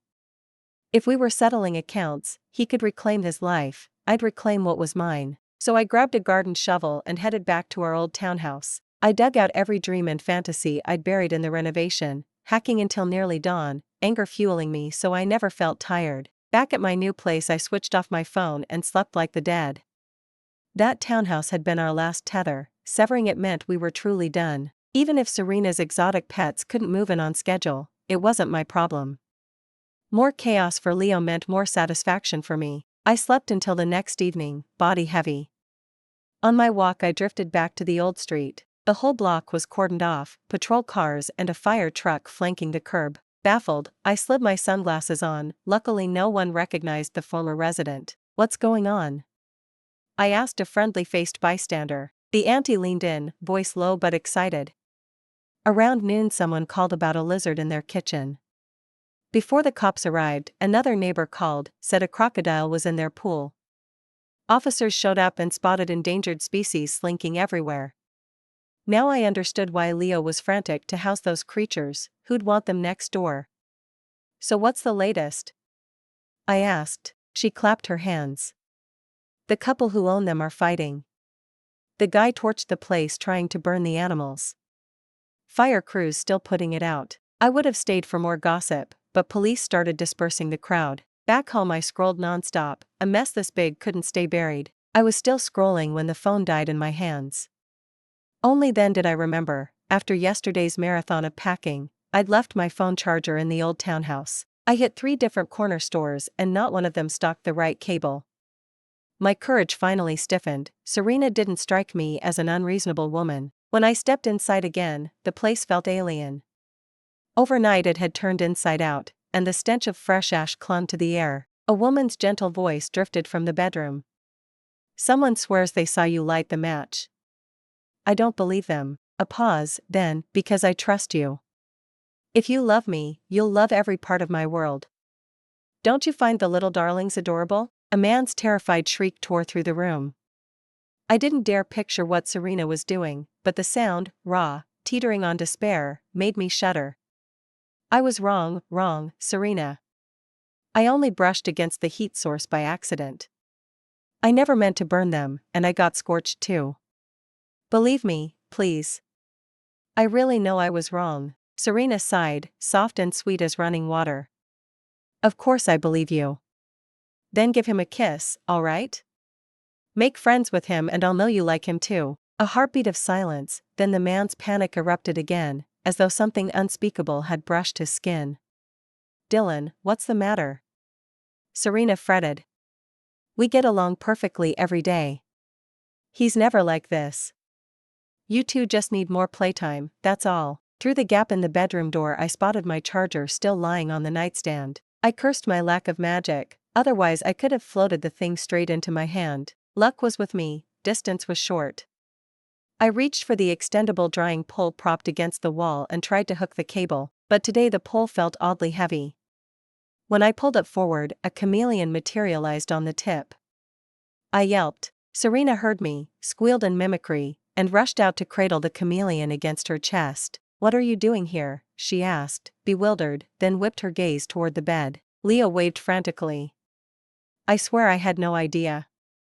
We haven't spoken since that last time. You can check the records if you want." A python coiled across his torso, and the crocodile I'd heard the neighbors gossip about lay docile on the comforter. Leo's face was the color of cement. He stared at me like I was his last lifeline, but he didn't dare move. Surveying the chaos, I explained, "I left something behind when I moved out yesterday. I only came to pick it up." "I haven't contacted him at all." Serena gave a tiny nod and personally handed me the charger from the nightstand. I bolted as if the house were on fire. At the doorway, something soft and boneless tangled around my ankle. I didn't look down, just kicked free and fled. "What's wrong with you?" The moment anyone else shows up, your attention slips away from me. I didn't stop until I was outside the building entrance. The man's scream still rang in my ears. I patted my chest to steady my heart. A billionaire was not an ordinary human. Provoke her and you're toast. I wondered whether Leo's guts were already knotted with regret. For days I took the long way around the complex. Whenever residents swapped gossip about the two of them, I clamped my hands over my ears, afraid one extra syllable would drag me back into danger. One evening, fresh from a shower and ready for a good sleep, I heard the fish tank in the living room shatter. Panic spiked. I grabbed the pepper spray and rolling pin I kept handy and inched toward the light. My heart was in my throat when Leo materialized, dropping to his knees and clutching my pajama leg. "Julia, please, get me out of here. I can't survive another day. If you don't take me with you, I'm dead." I looked down with a cold smile. Wasn't Mr. Maxwell about to morph into a tycoon?